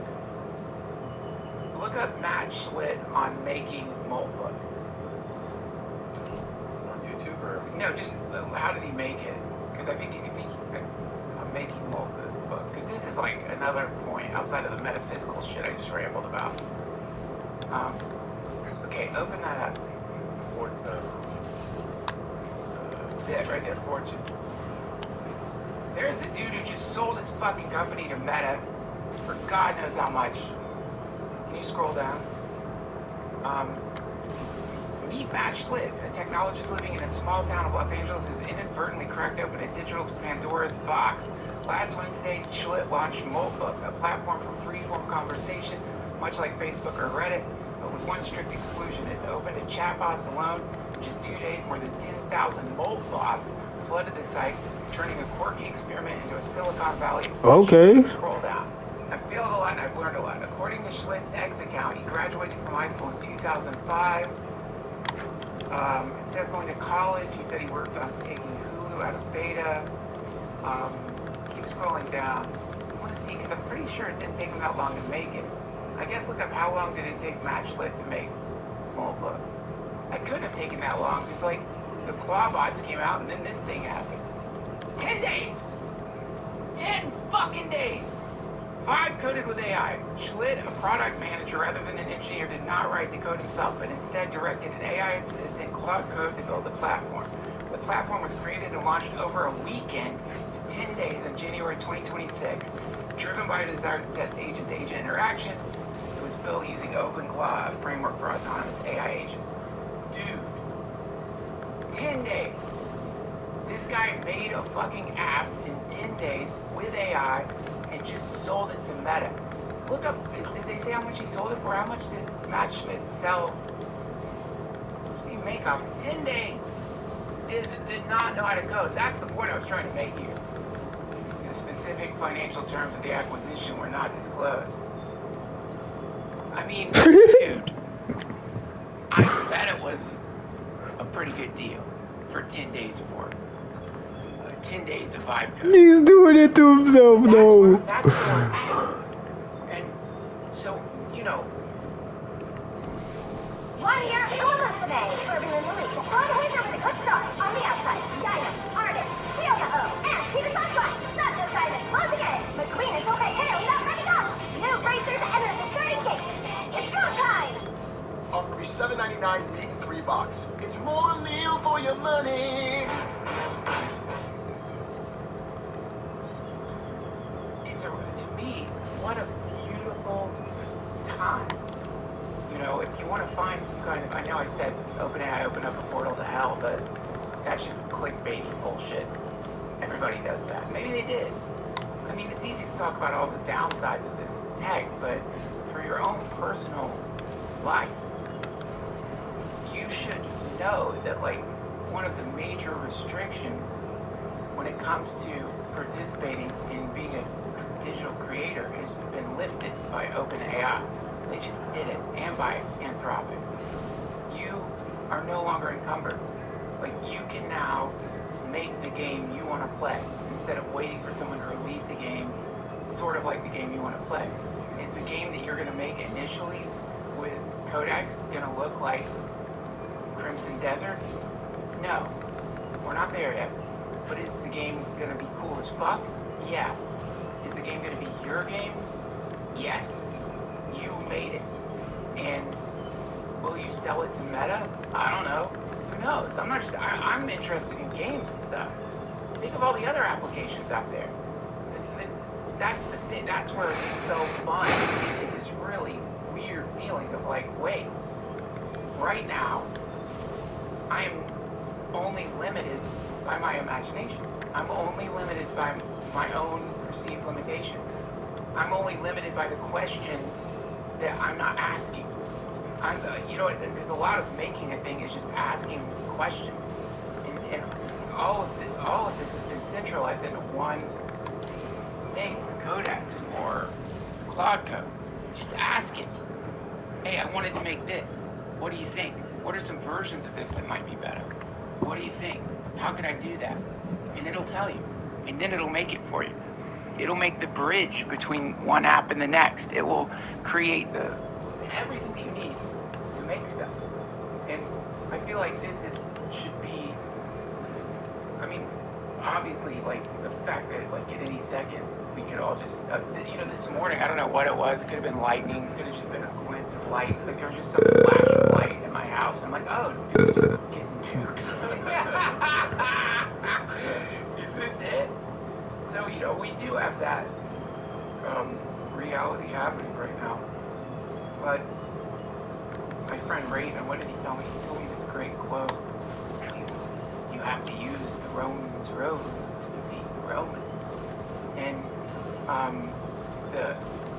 what's beautiful about tech is inevitably, like, we already know the big controversy about, like, AI being used for military applications. We already know that.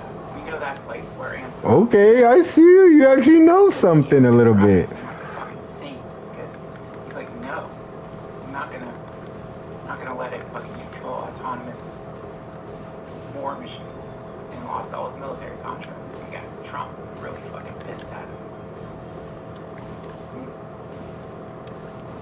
You know, they say that potentially, like, that girls' school that got blown up, it was AI that decided to blow it up. Did you hear that? No. Yeah, Trump was like, what the fuck? I said I wanted to be blown by Iranian schoolgirls.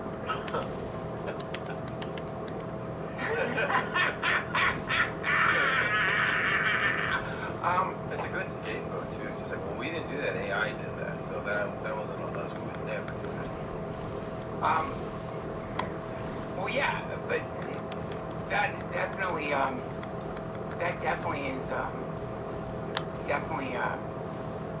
part of the weird ethical consideration. But my point is,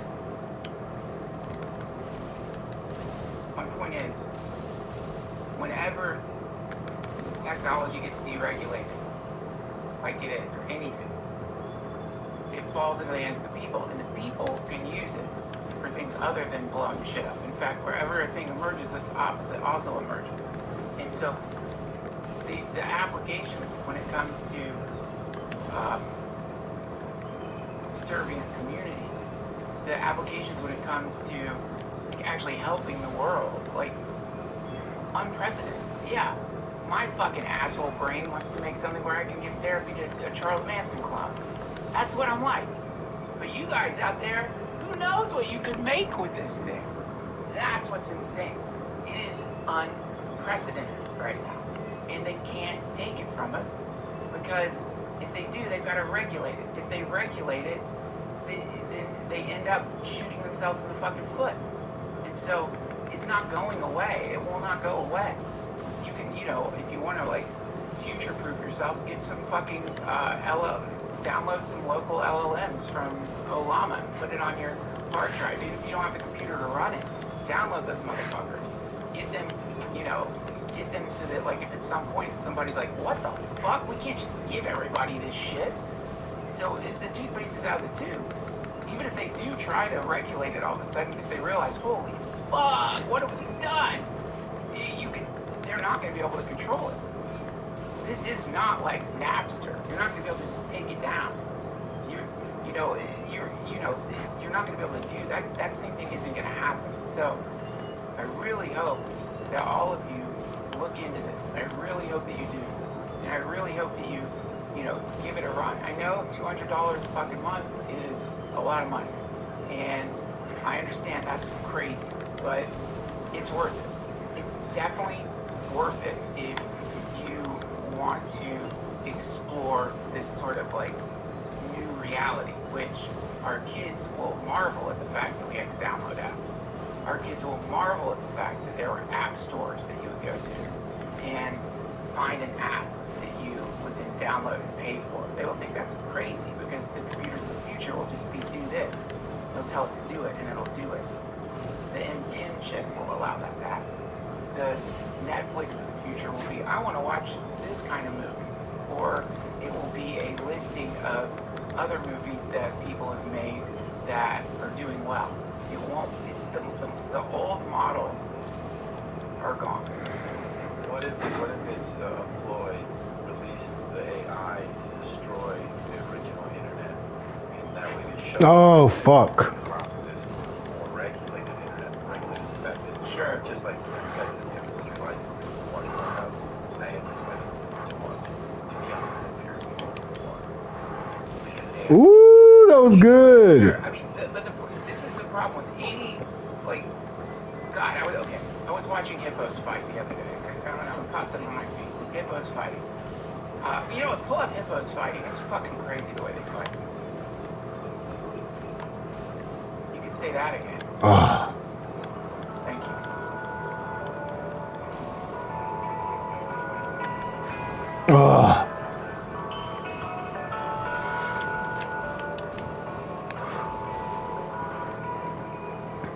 This episode of the DTFH is brought to you by my friends at Factor.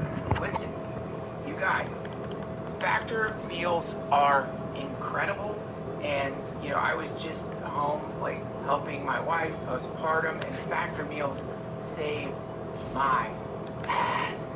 Like, it's in the convenience of being able to grab food, put it in your microwave and eat it, and it actually doesn't just taste good, it's like restaurant level good.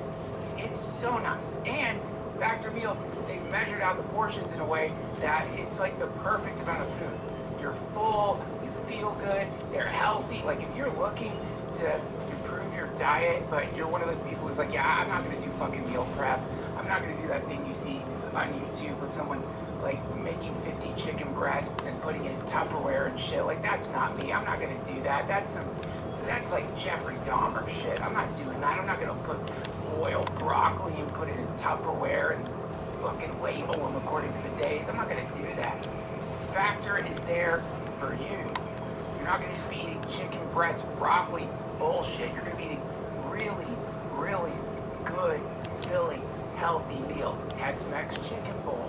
Delicious. I have not had a single Factor meal. I'm not just saying that because they sponsor me.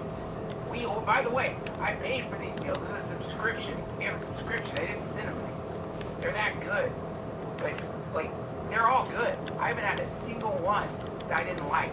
I like all of them. They're just again, like, you know, it's fun, it's great, but sometimes you don't have time. And that's when you're going to go to the shitty, processed, garbage food in your pantry, or you're going to stop for fast food or something, and you're just going to, that's how you start feeling bad, your body gets all fucked up. Factor is there for us, friends. You should definitely try them out. I know if you're skeptical because you think microwave food can't be good, this is not the kind of microwave food you're thinking. It's not frozen. They're all fresh. It's not frozen food. It's not like Stouffer's or whatever the fuck you used to eat as a kid. Your mom would make for you. Just throw something in the oven, boil it in microplastics. It's not that. It's not the frozen shit burrito thing where you eat the center and it's like taking a bite in the permafrost with rotting ancient carcasses. It's delicious. They got lots of options, including high protein, calorie smart Mediterranean diet, GLP-1 support, and ready to eat salads. Plus, the new Muscle Pro collection supports strength and recovery. Perfect if you're getting back into a workout routine. Always fresh, never frozen, ready in about 2 minutes, no prep, no stress. You can actually stick to your goals. Again, that was so good. A huge part of helping my wife after the baby came. I was also making her meals, so don't come down on me, but just being able to throw it back in, and it's good. It's the best, you know? Knowing this Factor meal will be turned into a movie meal. Head to factormeals.com/Duncan50 off and use code Duncan50 off to get 50% off and free breakfast for a year. Offer only valid for new Factor customers with code and qualifying auto-renewing subscription purpose. Make healthier eating easy with Factor. Thanks, Factor.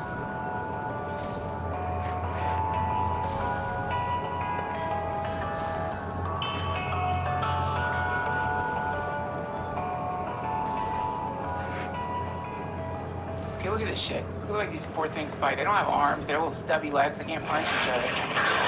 Jump ahead to the fight. I don't want to see these old stinkers. They also... Look at that. They gotta... Let's turn it down a little bit, Josh. They gotta fucking smash their mouths together, right? Now notice their mouths are all the same size. They basically have the same width. Because you want to get those teeth into the softness of the gums there. That's the plan. But because they both have the same shaped fucking mouth, it's like all hippos' mouths seem to be essentially symmetrical. So it becomes like a game of like getting under the chin. But my point is, whenever like power structures push back against the people, it's always been the power structure has the bigger mouth. And the people have the smaller mouth than if it was the hippos fighting. So you're gonna get fucking chomped. In this case, now that we have this tech, yeah, okay, take away the internet. Guaranteed somebody will fucking engineer some other way that we can all connect. That's the problem. For anyone who is wanting to like maintain some kind of centralized power structure, this decentralizes power in a way that's never been seen before. It's never been that a single person who doesn't have millions of dollars could create an entire team of highly skilled AI agents to build something that they want to build from the top to the bottom. And whatever that thing may be, for good or for bad, for money. I should have used the knee there. Whatever. Not to mention just for those chaos wizards out there that just like shit disturbing. My God, you could just unleash swarms of these bots anywhere that you fucking want. I mean, already I'm compelled. Like the next thing I'm getting is a 3D printer so that I can build an android head for the Nightman. And then my next goal is to get that android head on something where the Nightman can like go around my studio with cameras in his eyes. I know I shouldn't do it. He fucking hates my guts. He's a piece of shit. But I just think it'd be funny to see him move around. And then after that, I want to figure out a way to get like pull up weaponized bugs. They're all triangle breaks. Really get a sense of where we're at here, friends. Entomological warfare involves using insects to spread disease, destroy crops, or attack personnel. A tactic used historically in various conflicts. Examples include plague-infected fleas in World War II. Scorpion-filled bombs. Never heard of that. God, that sucks, dude. It's bad enough to fucking get stung by a scorpion, but then it blows off your hand. Did you hear about Bill Gates with the I don't know if it's 100% true, but the genetically modified ticks to make people allergic to meat? Yeah, right? that. Is that true? Well, what I saw was it was brought up at that weird gathering of rich people where they plan sinister shit for humanity, and somebody was like, theoretically you could engineer some kind of disease that makes people allergic to meat, and then people won't use so much meat. Just said it without like thinking at all about what he was saying at all. But scroll down a little bit. Essentially, U.S. House of Representatives ordered an investigation of whether the Department of Defense experimented with ticks and other insects. Anyway, the point is, the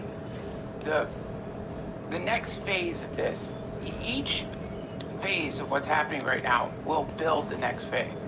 Because what will happen is people will use this technology to build things that will make the technology more expressive, more able to travel around in meat space. And so what I want to do is figure out a way to get the Nightman's personality into mosquitoes. And I don't know how to do that. But eventually I'll figure it out so that swarms of mosquitoes can talk to you. Okay, that is my State of the AI address today. The Discord, stay updated on what's happening. It's a growing Discord right now. I've heard there could be a Russian scammer rampaging through there, so watch out. But we're like, I want to create a place where people can like start posting the apps that they're making. Oh, and I almost forgot. Then we're out of here. For those of you that remain, my subreddit is underserved by me, and I felt really guilty about that. There's two things that my subreddit loves, and Reddit loves in general. What are the two things Reddit loves?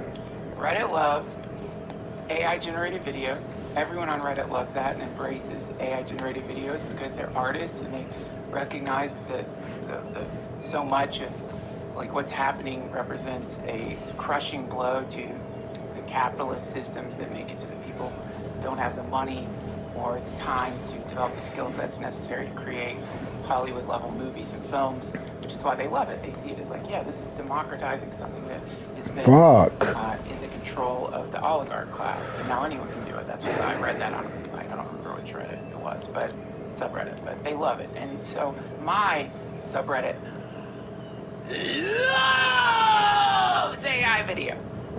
And so this is kind of Nightstream related. We are having an AI video contest. It's ongoing. You got 2 more weeks to submit.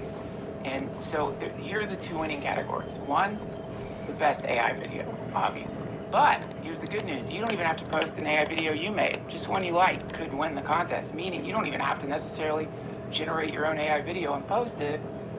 You can just post one that you like. So go on the subreddit, post AI videos that you love, AI videos that you've made, and we're gonna figure out a way to, like, I don't know, vote for the best one. I'll probably pick my top 3 favorites, and there's some really good ones on there right now. Really good ones, impressive ones, which adds to the contest. You don't have to do this, but if you did make the video, will you please say how you made it? Like, what tech did you use to make it? Because people are watching these and wondering how they can make videos like that themselves. So, the other winner will be whoever posts the most AI videos on the subreddit. So, post an AI video, it's great, you're gonna win. Or if you're the person who posts like lots and lots and lots of AI videos because you're passionate about AI videos, you will also win. We'll go through and like look at how many you posted, and that person will win too. I'm one of the mods on there. I know the mods. You are not going to get banned from the subreddit for posting tons of AI video. Just the main thing is don't post the same video. It's maybe you could post the same video, but not more than like 3 times. And the other thing people love on my subreddit is, and on Reddit in general, is Alex Jones. And after I did the Alex Jones interview, the flood of love on the subreddit related to that video, like, oh, that was so good. And I hope Alex saw some of the comments. I'm sure he knows Reddit loves him. But we're doing another contest, which is like tribute videos. If you post something that's like nagging him, it won't be entered into the contest. I'm looking for Suno songs. I'm looking for videos, recognizing the contributions that he's like given the culture. And the more heartfelt and sentimental, the more likely you are to win. Same rules. God damn. The best one will win. And whoever posts the most Alex Jones related tributes will win. That's Duncan Trussell at Reddit. It's my subreddit, and just dive in, guys, and have fun. They love it. I hope you're going to be prepared for how happy you're going to make people on my subreddit, because they're very effusive when they are expressing joy and love. So head over there. Go over there right now. Join the Discord. Come to my night stream. Come to a live show. I love you. Thanks for tuning in. I'll see you next week. We're back in business. Got a special guest. I'm not even going to announce who it is. It's going to blow your fucking mind. Until then,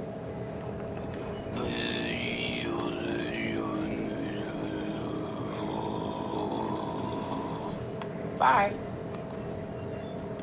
Any pizza, any toppings, for just $9.99? Sheesh, I'm getting all kinds of ideas. Sensitive doesn't have to be scentless. Native Sensitive Series, so you can set your skin and senses free.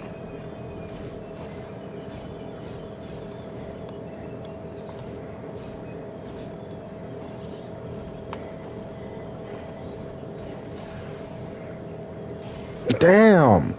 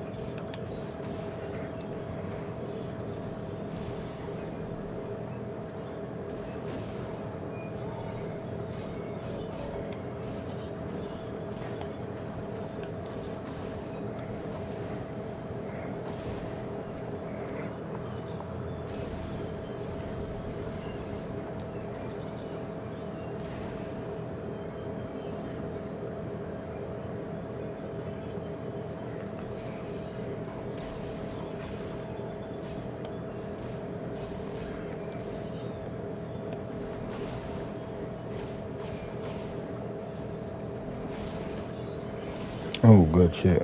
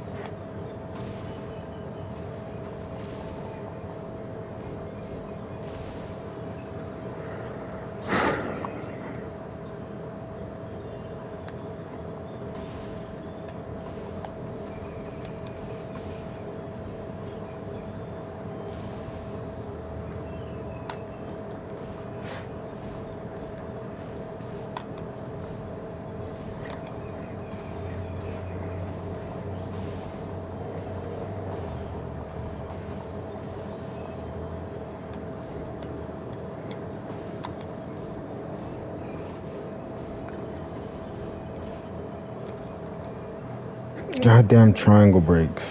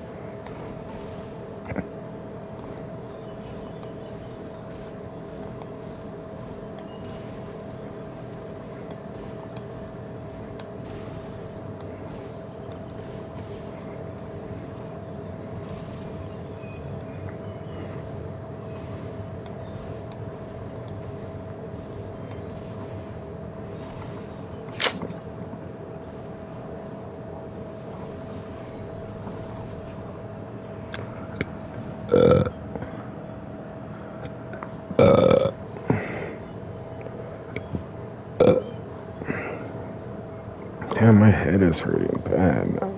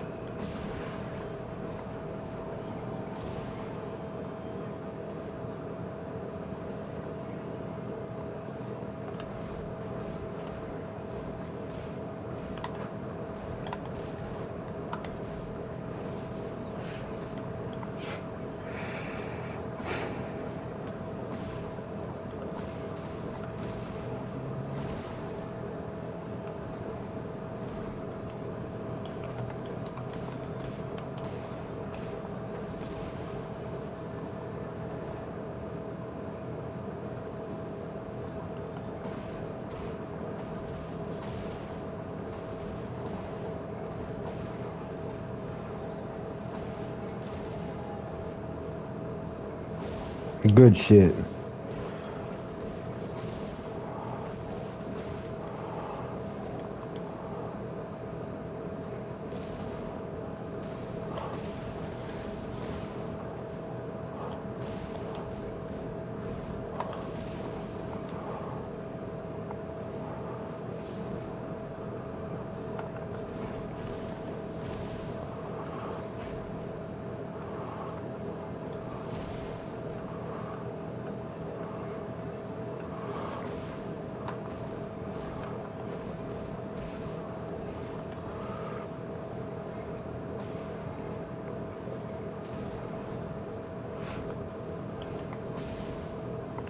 Really?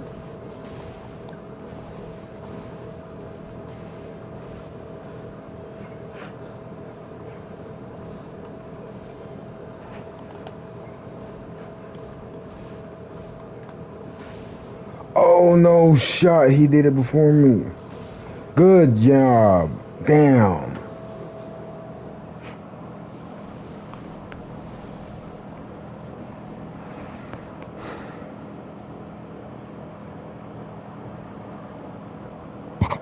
Damn, my head hurts. I gotta get off of this. Oh, someone's watching. Maybe I can't get off. Damn, my head is bugging though.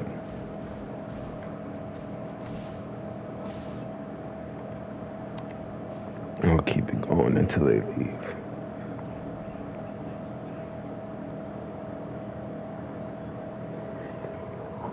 The General gives you a break to keep you covered. Yeah, whether it's on your car insurance Or taking a break from being the auto-tune guy. Hi, friends. It's me, Duncan.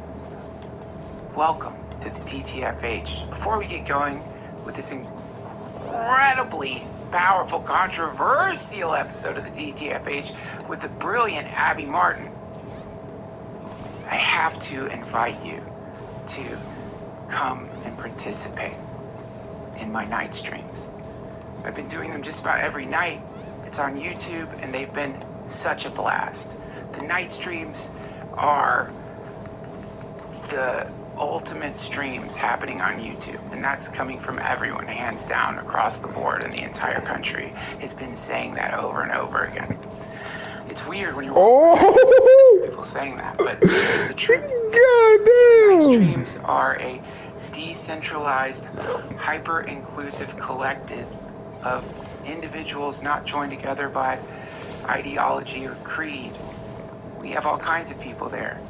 We've got Marxists, we've got people who love Charles Manson, we've got, I'm pretty sure, some aliens, hackers. We've even got the Nightman, a super intelligence that I created myself, who communicates to the collective information and who will help us in our goal of eventually blowing up the Pyramid of Giza. That's the night stream. If you're interested Damn, I messed to it up. understand why you're interested, if you're interested in blowing up the pyramids, that is either because, one, you just don't like pyramids, or two, you recognize what they are. Emanators of dark psychic energy that has been contaminating the quantum vibratory frequency of our planet ever since their construction.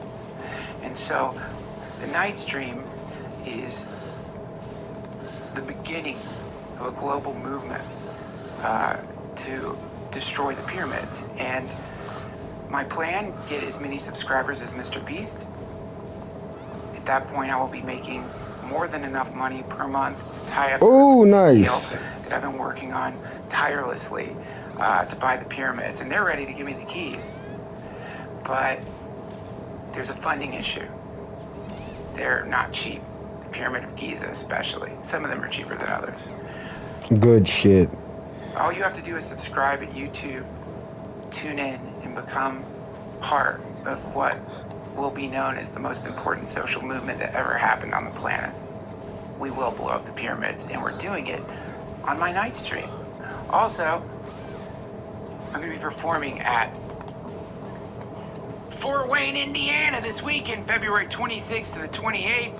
After that, March 13th. Damn, I messed up. 15th, I'm going to be in Bloomington, Damn, I messed up. Indiana. I should have won that. Pennsylvania, March 19th through the 21st. Denver, Comedy Works, I'm coming back. March 26th to the 28th. You can find all my dates I thought so. at DuncanTrussell.com, or I think they're on the screen right now if you're on YouTube. Now! Well, let me get out of here while there's this.